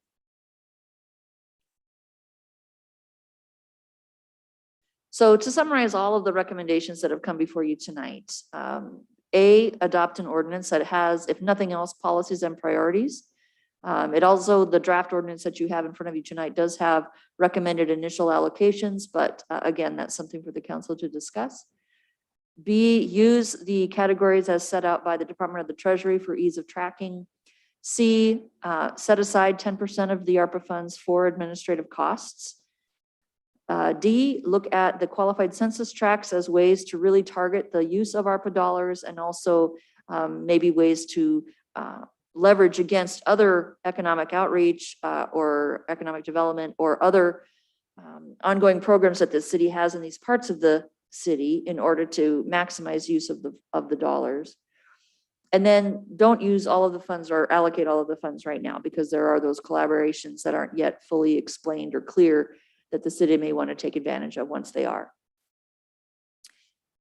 Really quickly, this was included in the memo as well for you, but by highlighting the fact that, in fact, the ARPA policies and priorities that are included in the ordinance and that were talked about by you in March answer quite a bit or mirror quite a bit the goals that you just adopted as part of your 20 to 21 2021 to 24 goals. So expanding and improving utilities, increase home ownership, preserve existing housing, expand partnerships, future transportation projects, leveraging transit and multimodal infrastructure, enhancing law enforcement services, looking at enhancing online and digital services, connection and engagement with stakeholders, partners, and communities, quality of life improvements, relationships with external partners and community stakeholders, and increasing connectivity of people and places throughout the city. So what's included in the draft ordinance, which is provided in the packet for you this evening, are some policies and then some priorities for expenditure. Policies, these are in addition to those that the council set out in March. So again, these are up to the city council to discuss, consider, amend at will. But as they stand, provide ARPA and other COVID-19 related resource navigation services to both residents and businesses. As you saw in the community engagement responses, navigation of services is one of the most popular requests made. And also this ties back to your original 4 policies that said, rather than Lakewood trying to provide all of these services, let's use our funds strategically and point people in the right place to find the dollars where they exist at other governmental levels. So let's get the navigators in place. 2 and 3 both relate to disproportionately impacted communities. Number 2 is talking about supporting the people living in, the agencies and organizations operating in those areas. And then also number 3, looking at mitigating historical inequality and health issues in those areas as well. And then the 4th is improving Lakewood's delivery of municipal services to residents and businesses. Oops. The priorities of use, these are not in order of priority, but just broken out by category essentially. Looking at vaccinations and vaccination rates, particularly with the Delta variant, one idea that's been raised is actually providing some sort of financial incentive for vaccinations here in the city of Lakewood. Looking at assistance for households, small businesses, nonprofits, or impacted industries, partnering to provide those navigation services, partnering, for residents, and then also partnering for business navigation services, providing financial assistance to nonprofits and human services organizations, support efforts to maintain existing and also create new affordable housing, and also supporting the creation of emergency shelter housing. Again, looking at ways that these could be prioritized, working with public partners such as utilities, some of the same organizations that were supported through the CARES Act. So West Pierce Fire and Rescue, Pierce County Library, and then also looking at some of the others related to infrastructure improvements that maybe we could use the dollars on that qualify under ARPA. Improving remote access to city services. If the council will recall, back in March, you were talking about even a reader board that could be away from City Hall where people could see what's going on. If worst case scenario, the City Hall has to shut down again, or they just don't make it to City Hall, they can still see what's going on. Capital and non-capital improvements to city facilities to improve operations and delivery of information to the public. Maintaining ARPA eligible supplies, including PPE for employees as well as the public that attend city meetings or events.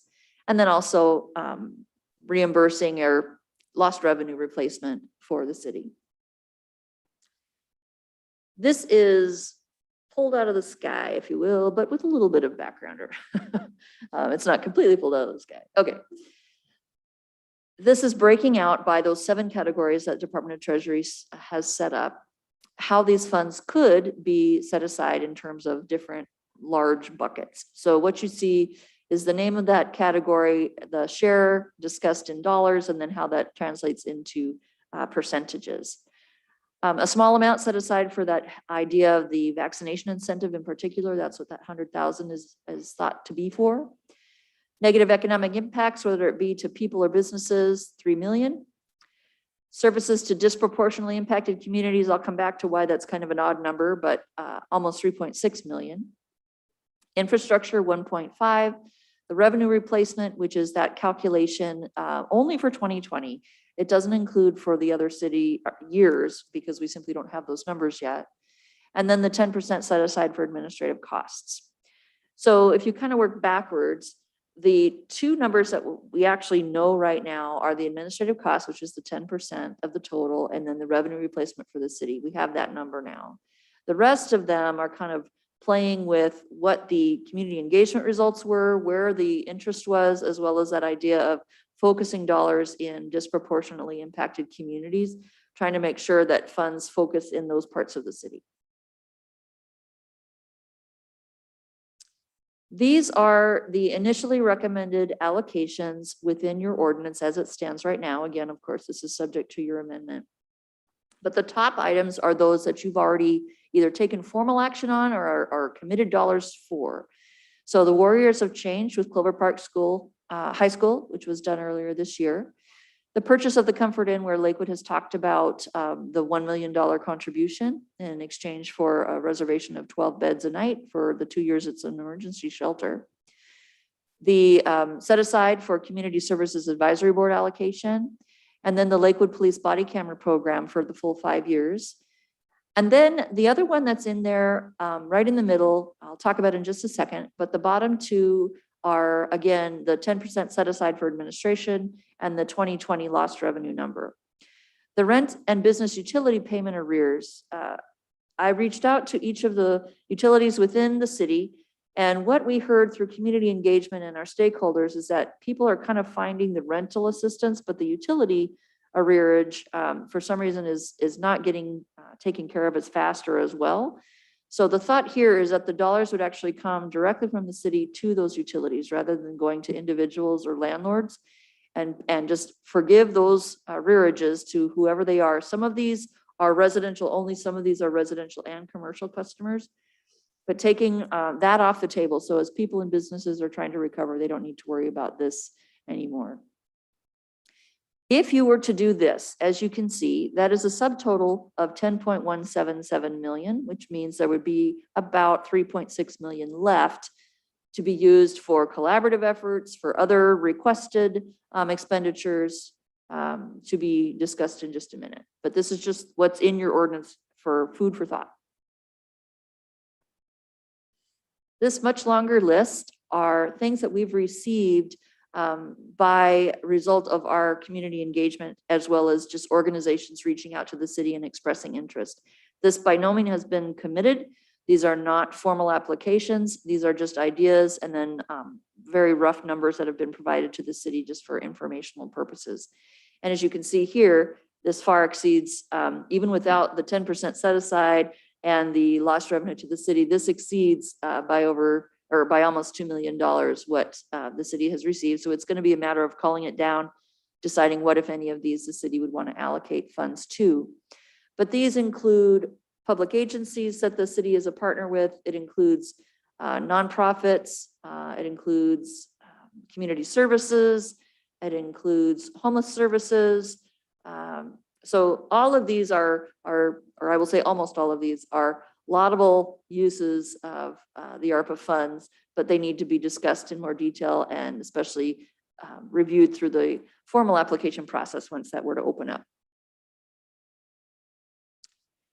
Going back, way back to March, a long time ago, these are the things that the council brought up, and it's actually reflected now in the responses we've gotten from community engagement, as well as requests for funding from various groups. So you'll see the lost revenue was listed, the human services program support, youth employment, public partner services for human services and rental or mortgage assistance, supporting navigation services for businesses and businesses and residents.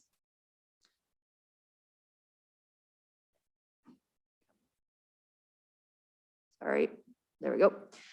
Supporting the Veterans Homeless Resource Center, LASA or other transitional housing construction, maintaining certain affordable housing, which could include support for partnerships with those that actually build or remodel existing housing stock. Installing the reader board, improving the city's website, taking a look at some of the other city's functions and organization here in the building as well. So this is similar, as I mentioned, to what we've heard from other people and businesses and organizations as well since. This was received today, and you received this in hard copy, but this was, from what I understand, about 21 business owners within the city provided a letter that explained the need for specifically focusing on homeless services, whether it be the toilet and bathing facilities, food, et cetera, or actual shelter. And so I've just summarized this here, but you have that full email provided to you in hard copy this evening.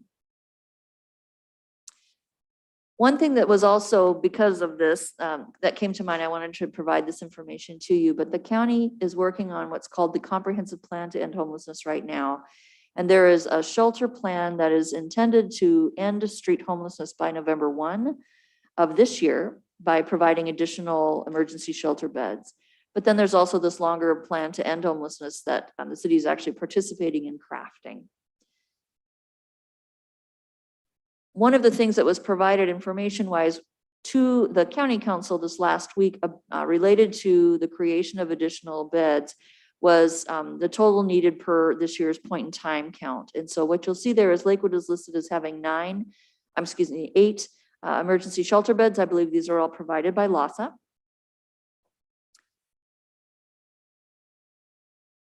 What you'll see here, though, is based in the point in time count. The question asked was, where were you last housed, person I'm talking to? And the answer that came back was that 327 individuals stated that Lakewood or Steilacoom was the zip code where they were last housed. So the 8 beds that are available versus the 327 beds there, obviously there's a discrepancy. There's also a question as to that may be where they're last housed, but where have they been for however long that they have been homeless is another question as well. But this I wanted to provide to you just for informational purposes. So related to that comprehensive plan to end homelessness, it's moving forward. The idea is maybe by next year, next summer, we're working into more permanent shelters, not only emergency shelters, but additional capacity for affordable housing units as well. And you see that there's some units already planned. So 120 shelter beds in that Comfort Inn, 240 more that are also planned by this November. And then next spring, there's another 110 bed shelter project coming online. So sorry to take you down a rabbit hole. I just wanted to provide that information. Getting back to ARPA. So coming back to the options that the city council has in front of it over the next few meetings, taking no action at all, you have till the end of 24. Looking at policies and priorities only, but allocating nothing now. Looking at policies and priorities and then doing some share of the amount that the city is receiving now and setting aside the rest for later, or the decision on less for later. Or you could be adopting policies, priorities, and allocating 100% of the funds or some other share at this point in time. So if you were to kind of play math here for a minute, these are just some ideas. This is just kind of get your mind thinking along these lines. A couple of scenarios, none of which are recommended, but these are just ideas. In scenario 1, you would go with those recommended allocations in the ordinance. You would take a look at the lost revenue and whatever funds remain, and that ends up at being about 7.4 million. And then you look at the external requests, and that actually number is now a little off, but if you were to go with those, you would end up with about $580,000 left out of both allocations. Remember, this comes to the city half and half. But if you were to go with the list of requested funds and the initial allocations, that would pretty much use all of the ARPA dollars. Second scenario, kind of the opposite end of the spectrum. You only would be allocating funds toward what the city council has already taken action on. So again, the body camera program, Warriors of Change, setting aside the 1%, and then the hotel purchase. And that would leave you with almost 10.6 million that you would be talking about over time without allocating any funds to those requests that may come in whenever that program were to start. And then the third is take a look at the recommended allocations, look at the lost revenue for the city, and don't use it on ARPA expenditures. Use it for something else. Take it as out of the equation and use it for something else that the city can use it for. And then you would end up with about 3.6 million left for collaboration and or external requests. So again, just some options, different ways to think about it. Where we are in terms of process, after tonight, there'll be the public hearing on the ordinance 2 weeks from now with a 5th week and then Labor Day. It'll be a Tuesday. September 13th would be another study session, assuming you would want that. And then on the 20th, at this point, scheduled to take action on the ordinance, either as is or with whatever amendments the council wishes to make. And that concludes my report. I'm happy to answer any questions, Mr. Mayor. Thank you. So a lot of information crammed in there because I know it's been literally months of work. Questions from Ms. Spear? I would note the one thing that I didn't hear in that was the issue of whether we should categorize things by one time versus ongoing responsibility, which I think was my read of the council was that we were interested in making sure that we didn't create ongoing liabilities intentionally or inadvertently. So. And I should have clarified that actually in the presentation. Most of the requests from outside parties were for one time. And the ones that were allocated by the city already with the Warriors of Change was a one time, the community services was one time. The, the police cameras, that's a 5-year program that you would be covering. So there's some discussion there if the council wants to keep that moving forward. So Sometimes on those third-party requests, they say this is one time, but if you look at it, they're using it for operations. There'll be an expectation that more will come in the future. So that's probably follows in a tweener category. yeah. Ms. Moss? Thank you, Mr. Mayor. Ms. Spears, just out of curiosity, when you talk about the homelessness, how are we going to account for the ones that refuse the support that we offer? I don't have an answer for you other than to say, acknowledge that that does in fact occur where we've all been witness to it, I think, here at City Hall. The way that homeless services by the city could potentially be run though is as it is right now, just expanding it, meaning there's partnerships with Greater Lakes, there's partnerships through the police department and with LASA and Comprehensive Life Resources. So there's referrals made to a shelter, for instance, whether it's the hotel we're talking about right now or something in the future. Those that refuse to go to that shelter, how is that going to be handled is something for the police department, probably as the first responder to see that person first to decide. I don't have an answer for you right now. Okay, thank you. Yep. Mr. Wilkie? Thank you, Mr. Mayor. A couple of questions or an observation on the utilities one. I was under the impression that there was quite a bit of money flowing through county human services for utilities payments and even for water. I don't know about sewer. I don't know that there's anything, but there's besides the normal programs for utility assistance for electricity, there's now a water one. And then I don't know if the sewer is included. And so I think we need to understand before we decide that we want to jump in the utility game, what the utilities have going and what assistance has been given or is coming down from the state and the federal government, from the federal government through the state to the counties to cover utility assistance, as well as that I think some of that rent relief money may be able in some cases to go to utilities. So I think we need to understand how that all comes together before we get into the utility thing. But very nice presentation. Thank you very much. I think gives us a lot to think about. And I thought I had one more question, but I don't know. I'd like to know more information about the utility assistance. Yeah, the reason it's included in the ordinance is just with the feedback we got as we did the outreach to the various utilities. That was the statement made, is that people are finding the rent assistance, but they're not with this utility and they're seeing problems there. So I'll do more research. Sure. It's okay. Do we know when the rental assistance is due to be gone? Say that again. Do we know when the rental When? assistance money is due to be gone? Meaning when is the eviction moratorium? Well, the eviction up? moratorium is gonna come off, but the Yeah. rental assistance money will eventually run out. I Do we- don't do know we the know answer how to that. long? I don't think it's a 5-year program, right? Or is it? Well, if it's coming out of ARPA, that is a 5-year program. If you're talking about the federal rental assistance dollars, I Mhm. think they're there until they've been exhausted, which Okay. probably will be much faster than the 5 years. Okay, thanks. Yeah, there's an ESGCV Yeah. program, and the first half of that has to be spent by a date that's coming up in the next 60 days or something, and you get another tranche that goes out into next year sometime. That's the biggest single. It's a pass-through from the state too.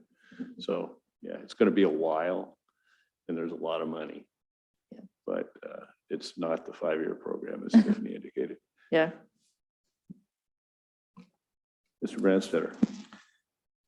Yeah, thank you, Mr. Mayor, and thank you, Ms. Spear, for the thing over there. I think you've laid the groundwork well for what we'll hear at the public hearing.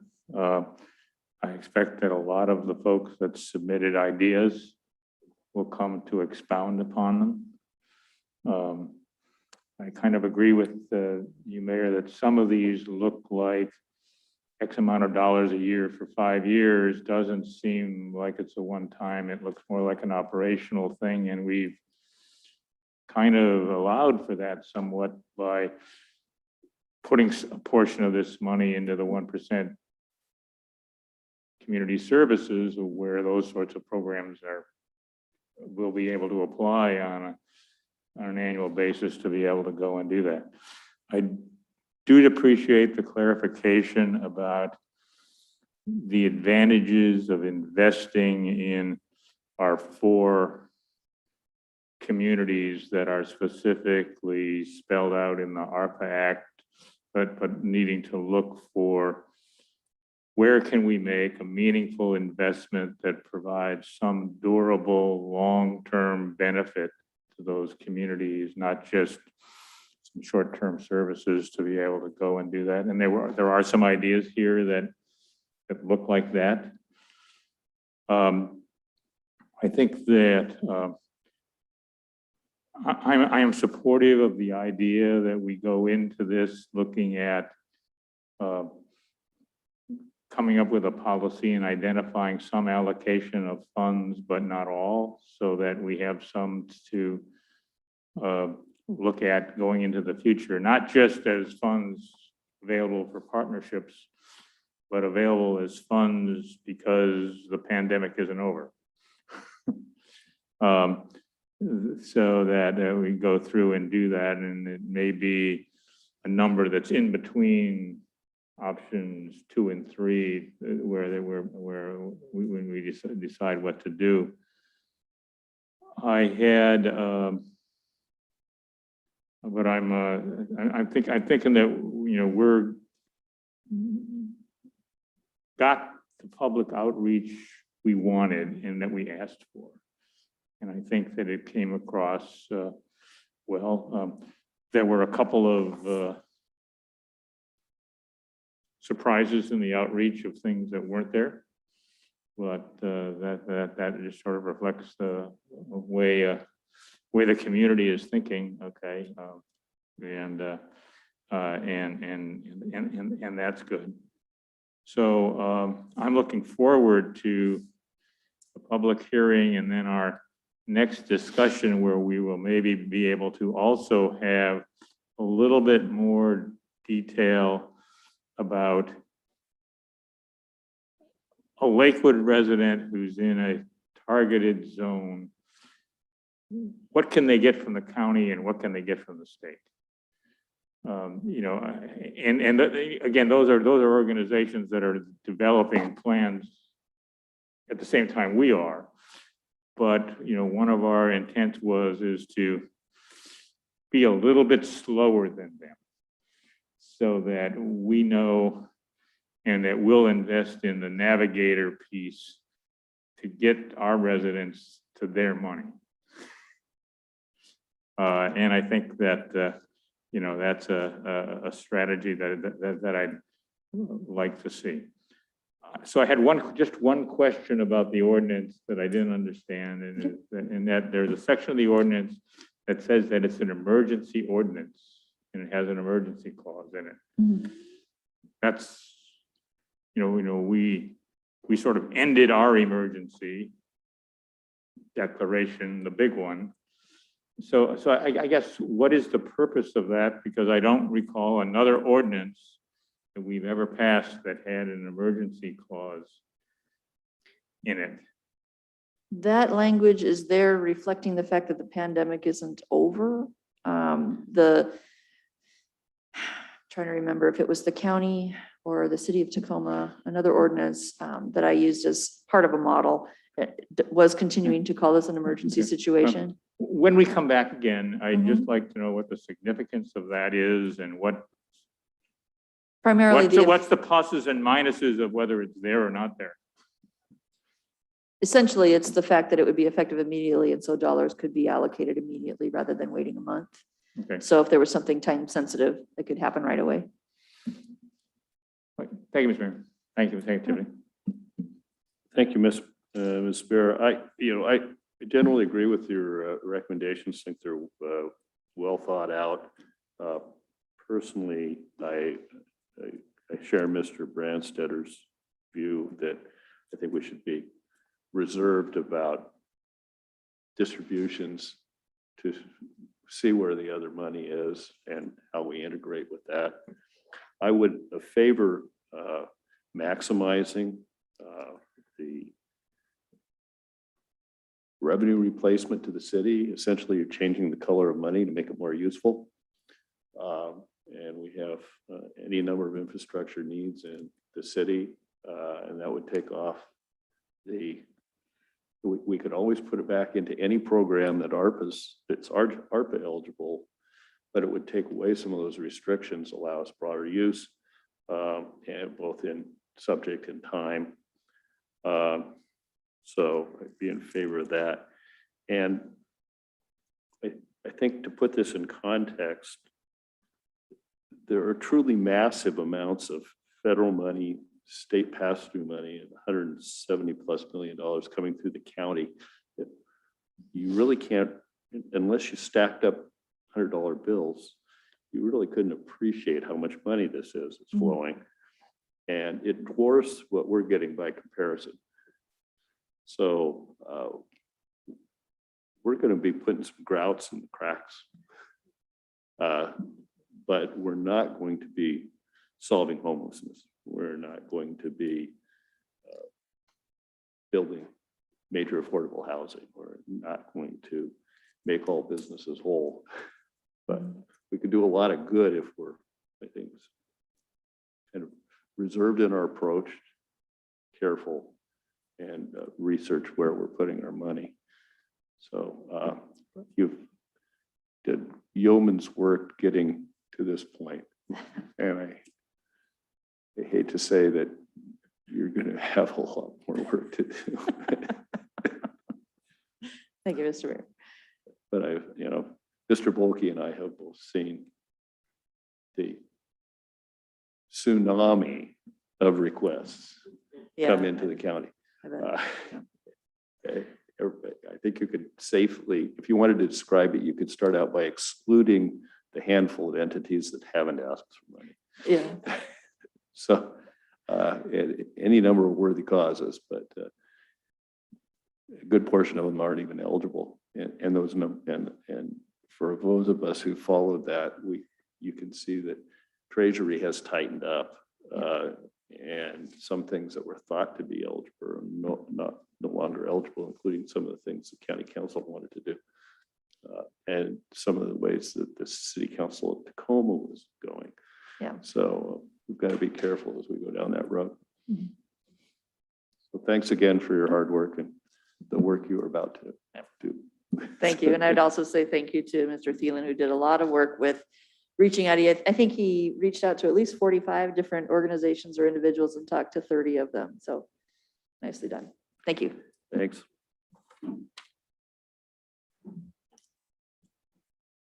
So we now move to reports by the city manager, Mr. Caulfield. Well, good evening, Mayor, Deputy Mayor, and Council. I'd like to call up Mr. Bueller, our Assistant City Manager for Community and Economic Development. He would like to give you an update on where we are as it relates to the 2022 Lakewood Comprehensive Plan Amendment process. Mr. Bueller? Good evening. Right now, we're about ready to begin or to start the 2022 Comprehensive Plan Amendment process. That process kicks off on September 1st when the Planning Commission will receive a study session review by myself and Ms. Spear.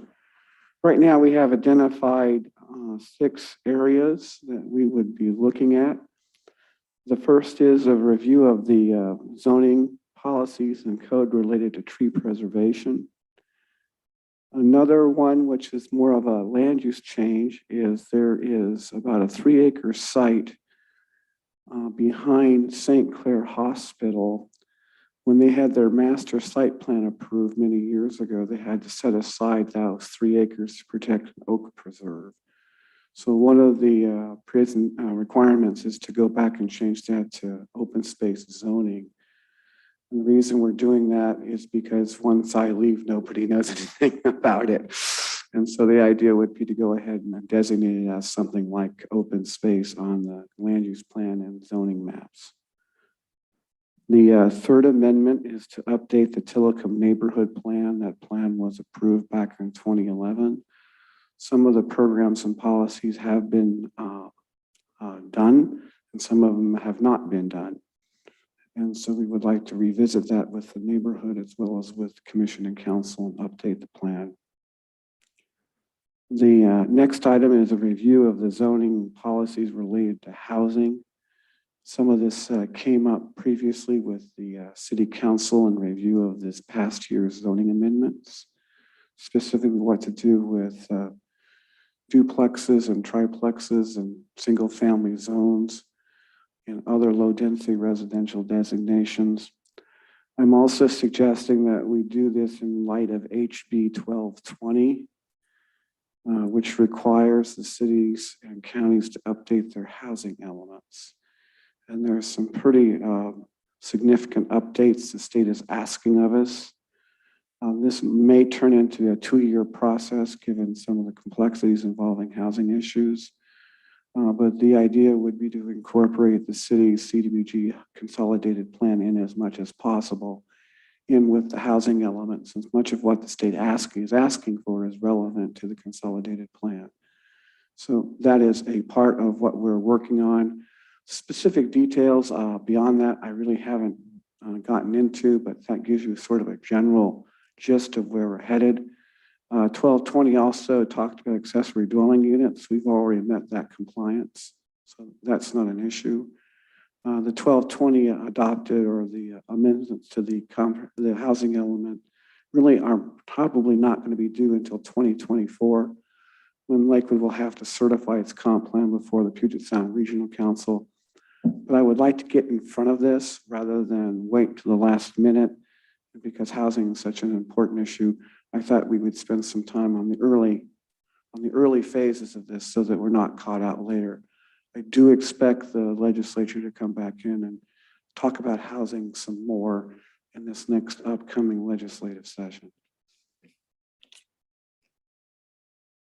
The next one is a review of adult family homes in the air corridor zones. That kicks off with a study session item before the Planning Commission on the 15th. One of the interesting things that we have found is if you take a look at other municipal airports in the Puget Sound region, they don't have the kind of problem that we have. So we're rather unique, and so it's going to be an interesting presentation. We're going to be inviting DSHS, the adult family home providers, and others to that meeting to let them experience and see the kinds of issues that we're dealing with, see if we can carry out some sort of a positive conversation. And lastly, this was just received last Thursday. We do have a site-specific rezone request. It is in Tillicum to change the zoning from single family to MR2. This is a part of Habitat for Humanity's programs to increase housing affordability and density in parts of Tillicum. So those are the listed items that we have so far. Again, the Planning Commission will review this. They will have a public hearing. Then they'll give a recommendation to the City Council. The City Council in turn will also hold a public hearing, and council will also have the opportunity to add to the list. And so that's where things stand at the moment. And I just wanted to give the council an update on where we are at. Thank you. Thank you. So we're at the beginning. We're beginning. Mr. Branstetter. Yeah, thanks, Mayor. Yeah, and Mr. Buer, not on your list was the requested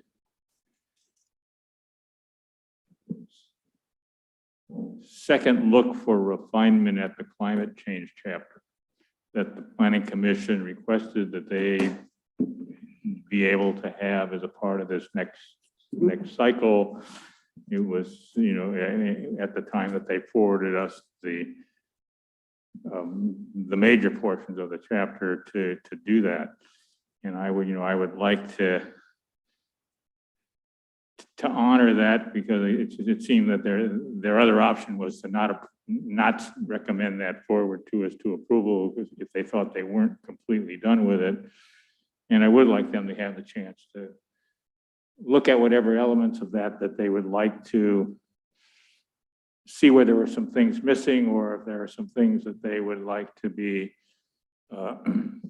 clarified. I appreciate Mr. Branstetter's remarks. The Planning Commission is going to be taking up the climate change chapter in October. They're going to review what the City Council approved. We'll have the opportunity to make any adjustments, and if they desire, we can incorporate that into the amendment process for 2022. Right now, the way the climate change chapter is written, it's been requested that the commission help set up the work plan, and that the commission work towards some of the basic principles behind climate change, and work on some of the more simpler items before taking on some of the more difficult ones. So they'll have a discussion on that here very soon, the next early part of October. Any other questions for Mr. Buer? Thank you. More to come. Back to you, Mr. Cobb. Oh, Ms. Farmer. I wanted to request a presentation related to some of the conversations that we've been having about the tree preservation code. And I know that I also spoke earlier about an update on the tree mitigation fund. But I'm curious if what I'd really love to see is a presentation at an upcoming study session on all things trees. Because there are things that I believe a lot of Lakewood residents are interested in that might fall outside those codes. For example, what about Gary Oaks? Are they endangered? Who made them endangered? Are we responsible for any of that, or is it the state? Do we have a planting plan, tree planting plan? If so, what are their yearly goals? Where are we at with it? Do we have an inventory of Gary Oaks or significant trees? If we don't, what might one of those cost? My goal with asking for this is to look for some short-term actions that we can take while we're patiently waiting for the deliberate and purposeful process of the comp plan.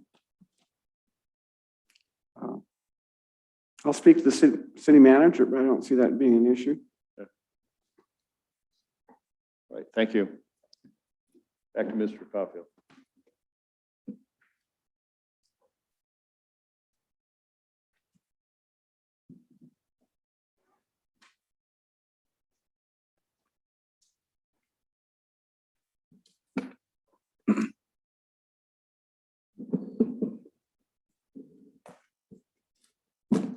at the last study session, I hadn't been in a meeting in person so long that I forgot to actually come out here. I was talking to your backs. I was about halfway through.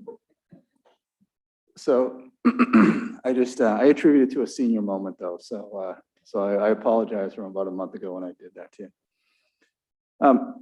First off, would like to try and confirm a date for a special meeting for this body to have to talk about your 2022 state legislative agenda and federal priorities. I know last week I did a little bit of a poll with all of you, and we identified 5 dates. 2 of the dates, there was 2 members of this body that were not available, and there was a 3rd date where there was 1, but then there was a 2nd which was less favorable.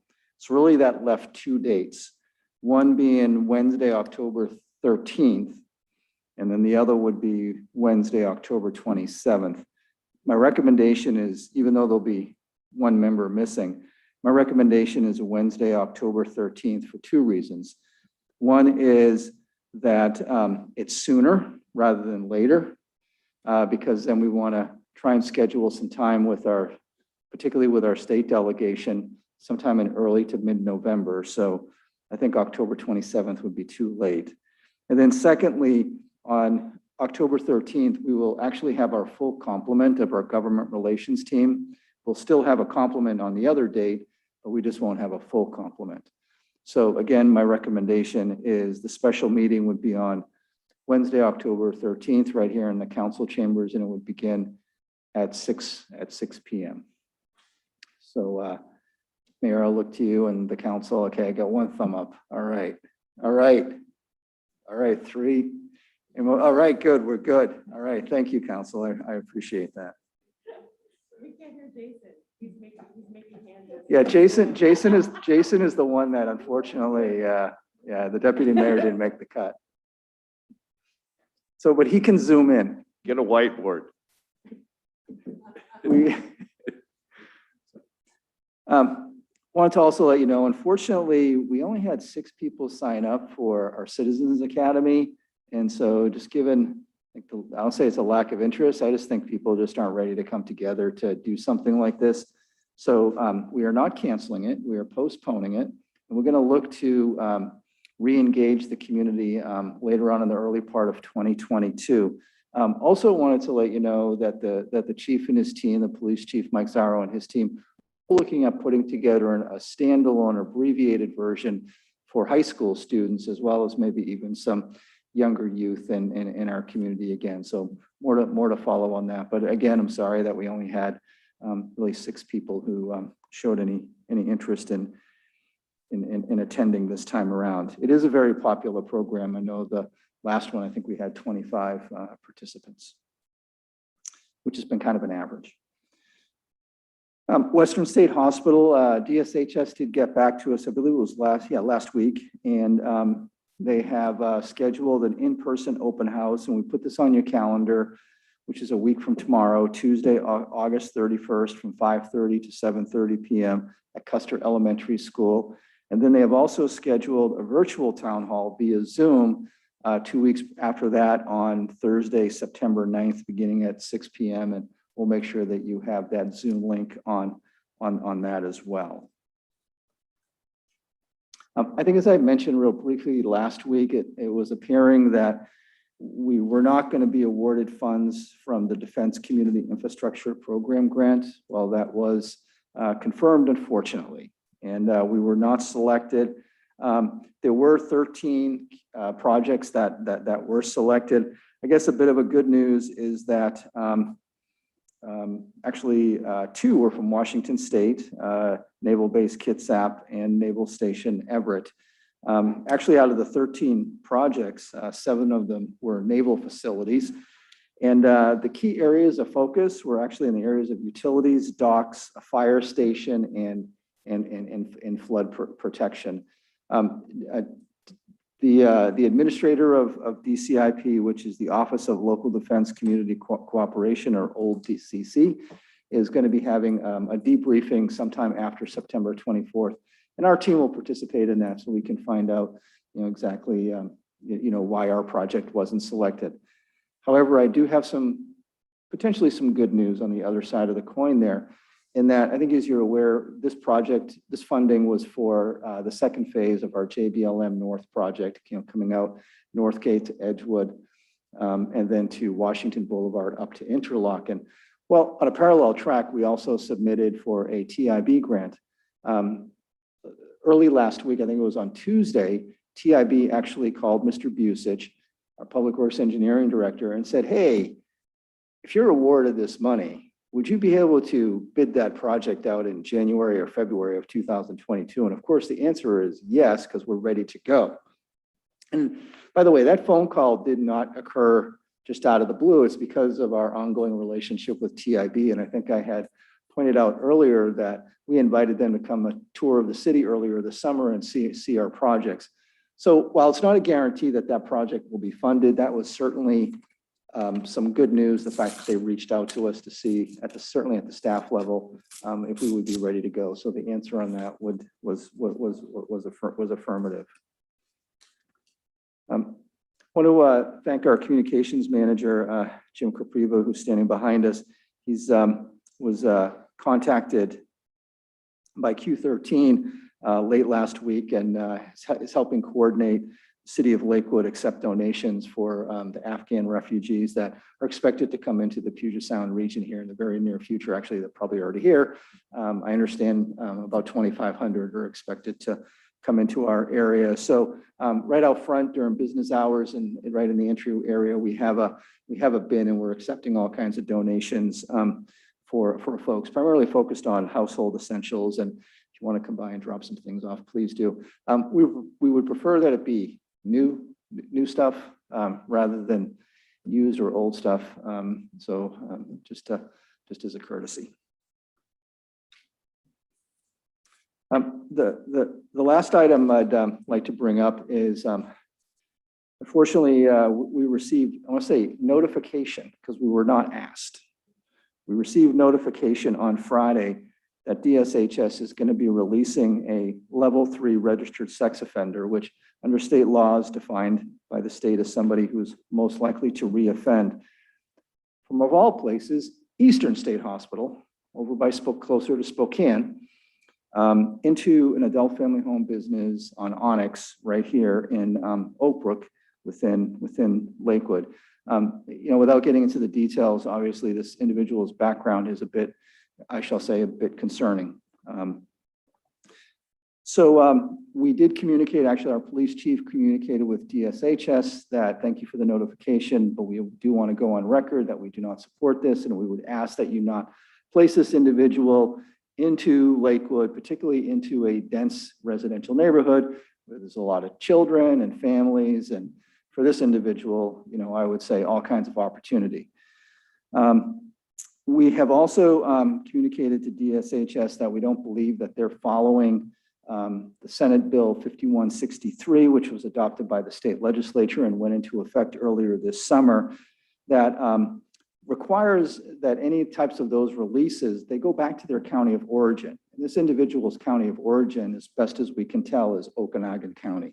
And that's where they should be going. And if not Okanagan County, there's got to be someplace in Eastern Washington where this individual can go, rather than transporting him all the way over here. Also, his probation officer through Department of Corrections is based in Okanagan County as well. So I'm not quite sure how that's all going to work. Back in 2017, we had somewhat of a similar situation where DSHS notified us that they were going to release a very bad individual, a murderer, though he wasn't convicted. I stand corrected, because he was found not competent to stand trial, allegedly murdered a number of people.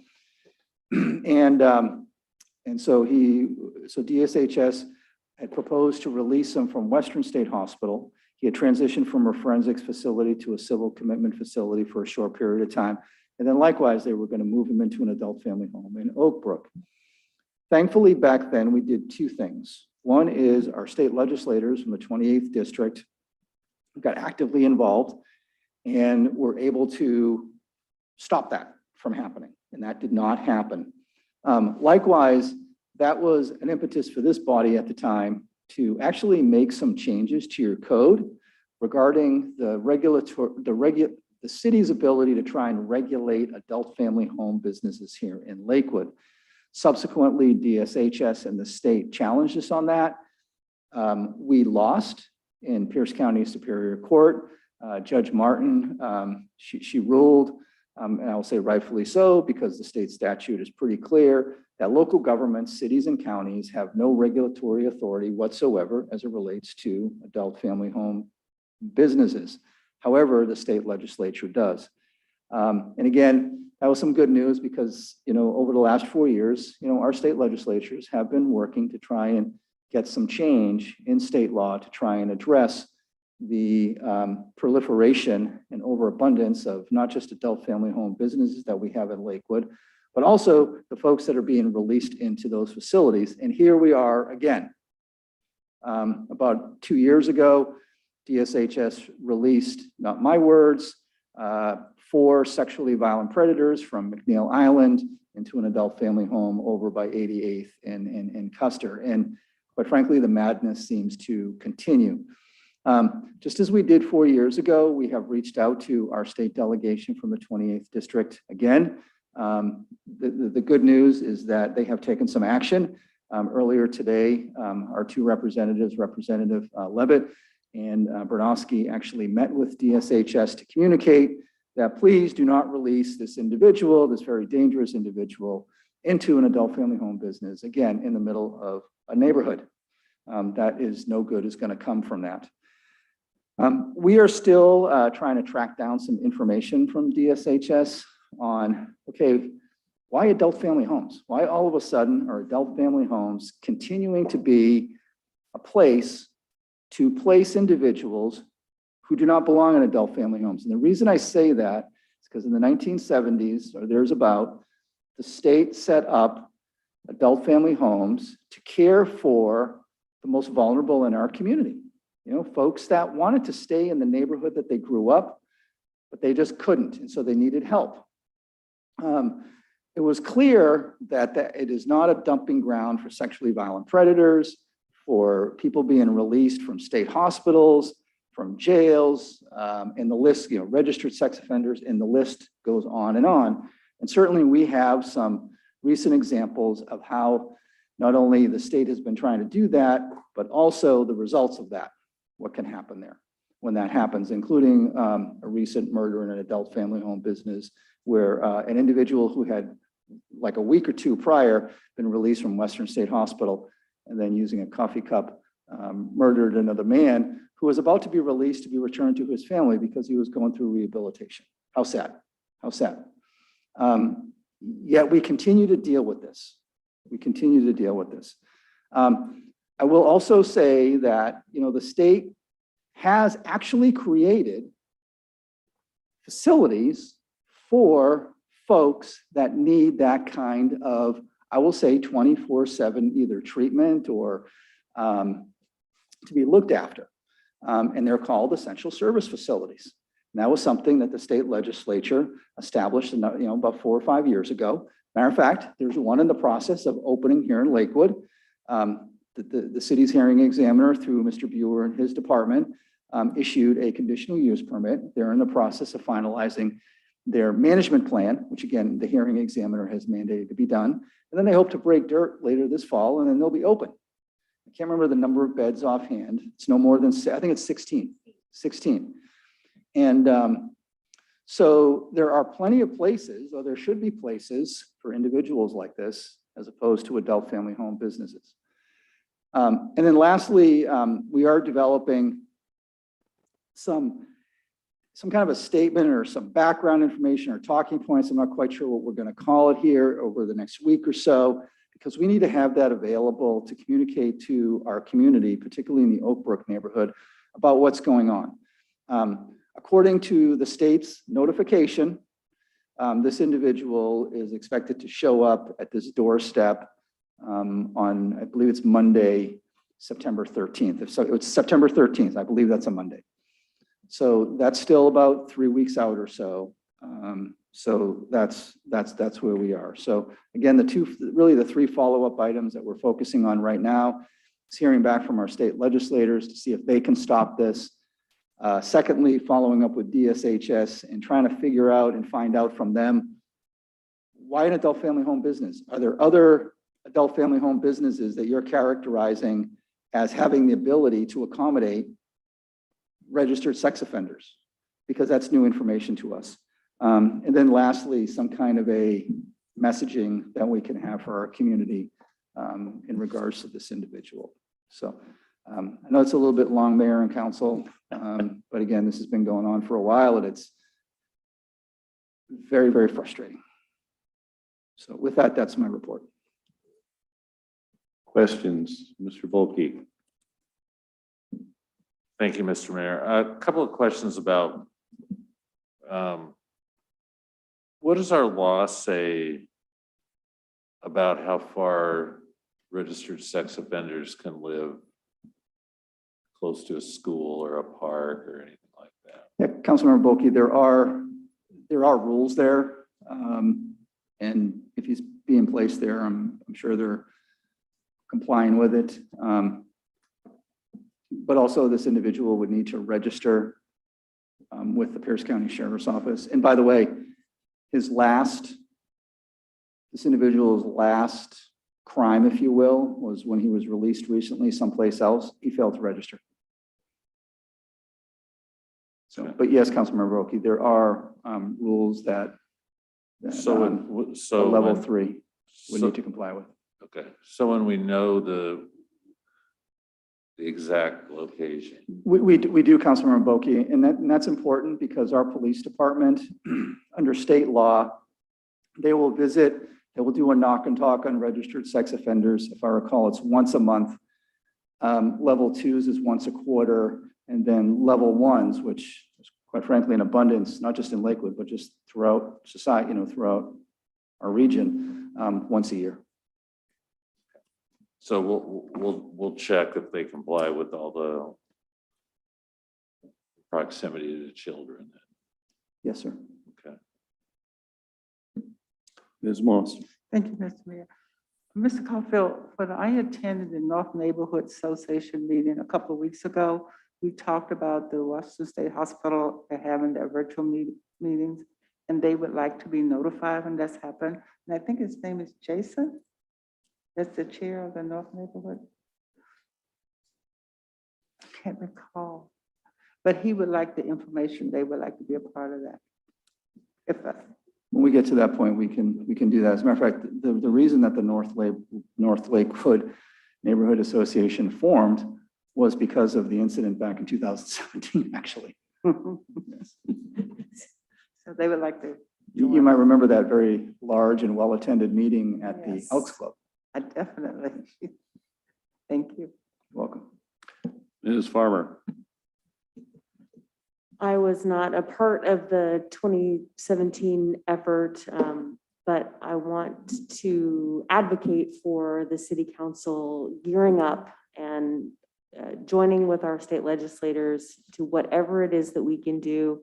I'm also very interested in making a very public stink about this, doing something very publicly through our own channels, through the press, through anything that we can do. I know that 3 of us council members, live in very close proximity to this, but we've got a lot of concerned residents throughout the city who are just tired of this happening. And so I'm ready to stand up and see what it is that we can do. I've already informed the city manager that I'll take whatever aggressive, subject to criticism by the governor's administration position, the city council or the city manager want me to take and amp it up a notch in opposition to this. It's a real simple equation. The responsibility for this, and I hope this goes public, and I'll say it again, the responsibility for this lies squarely at the feet of Governor Jay Inslee. He has a well-expressed, often expressed policy that he wants civil commitment folks moved out of centralized facilities and placed in neighborhoods. There is merit to that in theory. there is not merit to that if, as is the case, no leadership has been shown in developing those facilities. And the legislature, while it has the greatest budget surplus of all time, takes no action to build the enhanced services facilities where these people can be properly housed. And where we, by the way, have provided for locating those facilities in our zoning code. So they're allowed in Lakewood, as expressed by Mr. Caulfield. It's just not in the middle of Oak Brook with somebody's grandmother in an adult family home. And it's ludicrous, but there's tremendous pressure on the bureaucrats and DSHS to move these people out and place them somewhere. But the state has nowhere for them to go. And the closest thing they can see is an adult family home, and the greatest concentration of adult family homes, incidentally, next to a mental hospital where you have relationships with those adult family homes, is here in Lakewood, and particularly in Oak Brook. So this is going to be a recurring problem. It's going to get worse, not better, as the state seeks to push people out of civil commitment into communities. You got to have some place for them to go, and it's not where they're putting them now. You have a combination of someone who has outrageously harmful criminal behavior, a diagnosis that they are likely to reoffend, and mental health issues that were severe enough to put them in the state hospital under very restrictive commitment laws. It makes absolutely no logical sense. And so I'm willing to lay down on the tracks and see how close the train comes. But besides that, I have no opinion. Mr. Branstad.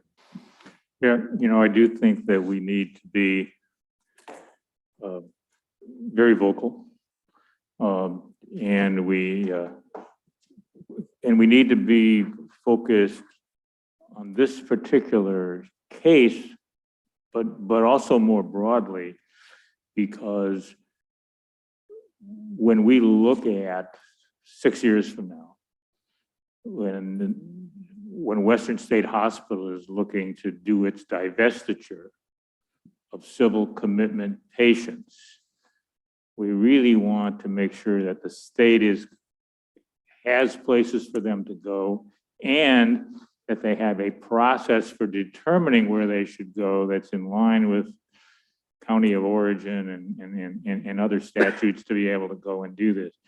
Because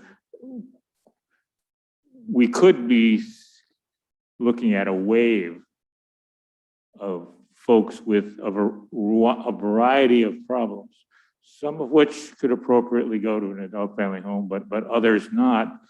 But we've got a very opaque process right now of where the decisions are made. I mean, this was a decision that obviously got made over time, but was invisible that the decision was being done inside the walls of DSHS and Eastern State, apparently. So, this is more than just about what happens this one time, although that's important in the short term. In the long term, getting DSHS to follow the laws and the rules is really important outcome as well. It is ironic that we're less concerned about housing all the forensic folks here at a new facility, but it's, I have almost no concern about that. They've evidenced that they handle the forensic patients well. It's when they move them on to something else that we have to be concerned. Ms. Farmer. I did want to mention that I sit on the Sex Offender Policy Board, and the board is actively working on ways to increase to bring more sex offender treatment providers to the areas that need them. They're underpaid. Some communities don't want them. And so the board is actively looking at ways to increase those in all counties so that we can get these folks back to where they, closer to their families and their built-in support structures. I also wanted to make a note that 5163 does not actually require that the DSHS cite them in their county of origin. It does require that they take all consideration and that they try and cite them. So unfortunately, it stops short of requiring that. Typically, it's because they've made their offense in the county of origin and they can't co-locate the offender with the victim. Mr. Mayor. There are no public facilities of any type in Okanagan County. So, and I've been in conversations in another venue where the folks at Western State are saying, we try our best to place these people close to their home and various things like that as they try to get these civil commits out. But Councilmember Branstadter's correct. I don't know, the problem is fundamentally our relationship with DSHS, and they're able to play us by using different angles, and we bring in the Western State people and they tell us what they know and they're well-meaning, and they don't really make any decisions. They really make very few decisions. And so we kind of waste our time talking to them, hoping that they'll somehow, and nothing happens. It's clearly people in Olympia at DSHS. And it is not a coincidence that the man is moving from a community that is entirely white or almost all white to a community that is of color and is of low income. And this is what the state's going to do. The governor's plan is to move these people, and they ain't moving to Mercer Island, right? They're not going to end up in Mercer Island. Most of them won't end up in Seattle, even though Seattle's is a city of over 700,000 people. The east side of Lake Washington, that probably now has close to 1 million people on it, will probably have less of these folks than we do. It's fundamentally unfair. It's exactly what we talk about when we talk about equity. And they're not going to do it because it's lily white administrators in Olympia who live in lily white Thurston County making decisions, and they're going to make sure that their neighborhoods are okay. That's what's fundamentally wrong with this. It's fundamentally wrong what they're doing to this community. They put those guys in there at Custer. They're going to keep trying, and they've got 75 or 150 more people right behind them.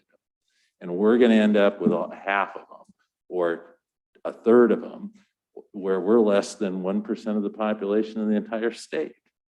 How does that make any sense? It makes no sense to me at all. But they always fall back on, well, we tried to place them. We called Okanagan County, and gee whiz, they didn't have anybody there. They didn't have anybody who could take them. We quit. Let's put them in Lakewood. Right. And so then there's this mission creep that the city manager referred to of the adult family homes. So it's not even clear what an adult family home really is anymore. I think we need, if the nature of adult family homes are changing, then we need to have that conversation about that the folks working in the adult family homes deserve better wages than what they would be getting in a regular adult family home situation. If they're going to be essentially prison guards, we need to look at what people are getting paid at Western State and security and various things on those care positions, and look at what people in adult family homes and make sure that they're getting paid the same. And then we need to talk about security and who's responsible for that. This is going to happen. This is all set up. It's going to work this way. These guys are getting out, and they're not going to communities where people have the money to resist it. And So I'll leave it at that. And it's not just sexual predators, it's violent offenders, but probably the majority. But we've had, that's been the usual case in the past is the individual who killed his co-resident with a coffee cup was a murderer. And he'd attempted to kill somebody else. And keep in mind, just in case people hear, I mean, you mentioned that there were this same company owned, although it wasn't clear from your memo that they are also, these other two adult family homes, one in Spanaway and one somewhere else in Pierce County, will take sex predator or these kind of dangerous sex predators. But when I say us, we're talking here tonight just about Lakewood, but clearly Tacoma, the poor part just east of here into Parkland and Spanaway, they're going to get nailed by this too. They're going to roll up on these guys like crazy, and there'll be a heavy concentration if there isn't already of these guys. It's just going to be rough. Anything further, Mr. Caulfield? No, Mayor, thank you. Mr. Branstetter? Yeah, Ms. Caulfield, moving on, I just wanted to, I noted that when we approved the membership of the Youth Council for the coming year, it included no students from Lakes High School. And I'm wondering if you could look at how we might at least reopen the opportunity to apply to some students at Lakes. I don't know how that didn't generate any interest, but maybe in your talk with the superintendent, we can look for a way to at least get some Lakes representation onto that group. This is the first year that there's never been anyone from one of the three major high schools in the city and going on off. So, and I think we need to have that voice as well as the voices that we will have from the Clover Park and Harrison Prep. So Councilmember Branstetter, we have engaged with Lakes High School on that, and we plan on getting back in touch with them later on, after the school year gets up and going. That was based on some feedback that we heard from the principal. And but yes, we will be back in front of you with that.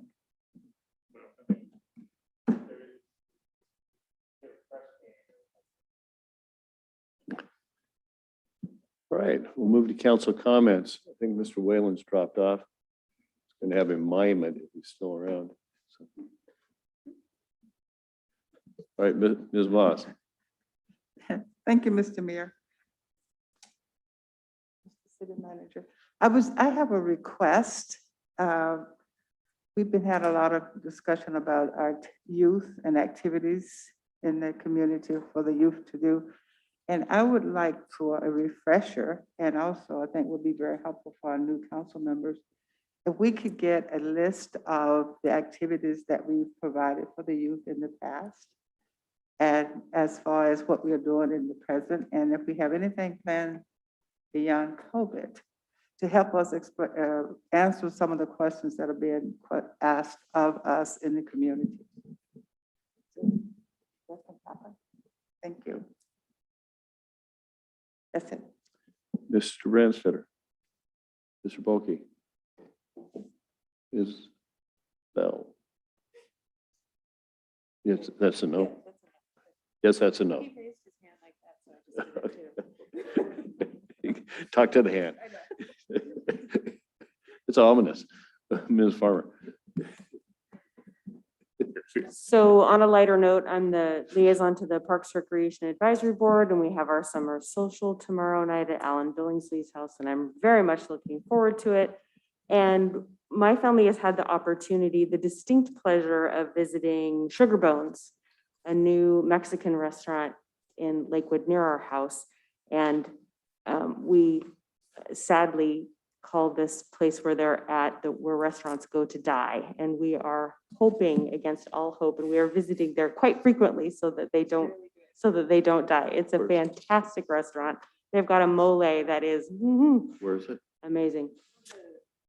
It's near Stellar Mart on Stillicum, near the Stellar Mart between Stellar Mart and Oh, Phillips Road, where all the restaurants go to die. The Papa Murphy's, yeah. Yeah. It has, yeah. They're- Oh, it's a newer building that's hard to get to. Yes, it's a Okay. very weird building. Yeah. But anyway, Sugar Bones is great. They've been open about a month now. Yeah, they're fantastic. Absolutely fantastic. I know. All right.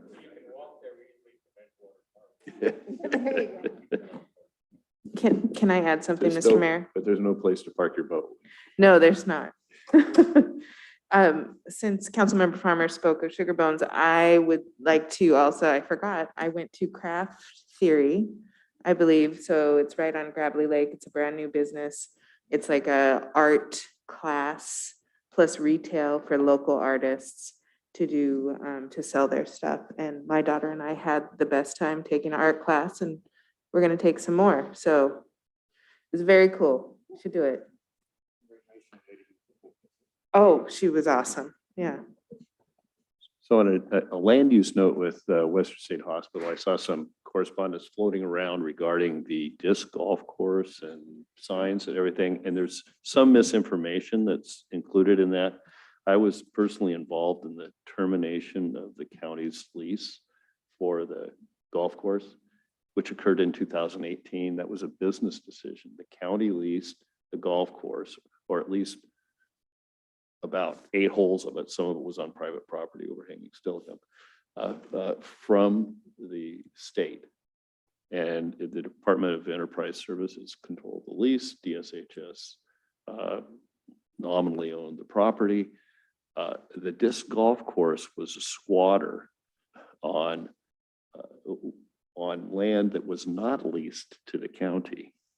It was the area where you came in was never leased to the county, the long run coming in, and the golf course was on either side of the road. Till you got up to the baseball field, it wasn't leased.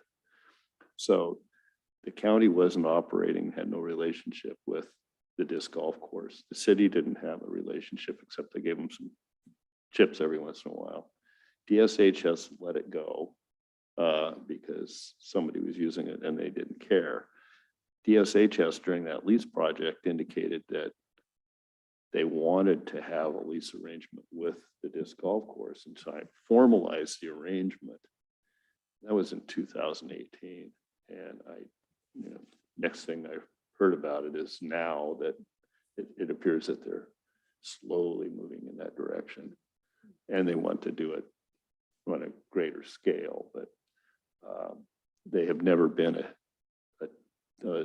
an authorized tenant of the property, and the land they were operating on was always the state property. So just an aside to tell your friends and neighbors. Well, we will now recess into executive session for approximately 15 minutes to pursuant to RCW 4231.10.1I to discuss with legal counsel representing the city potential litigation. City council is not expected to take action following the executive session except to adjourn. We are in recess.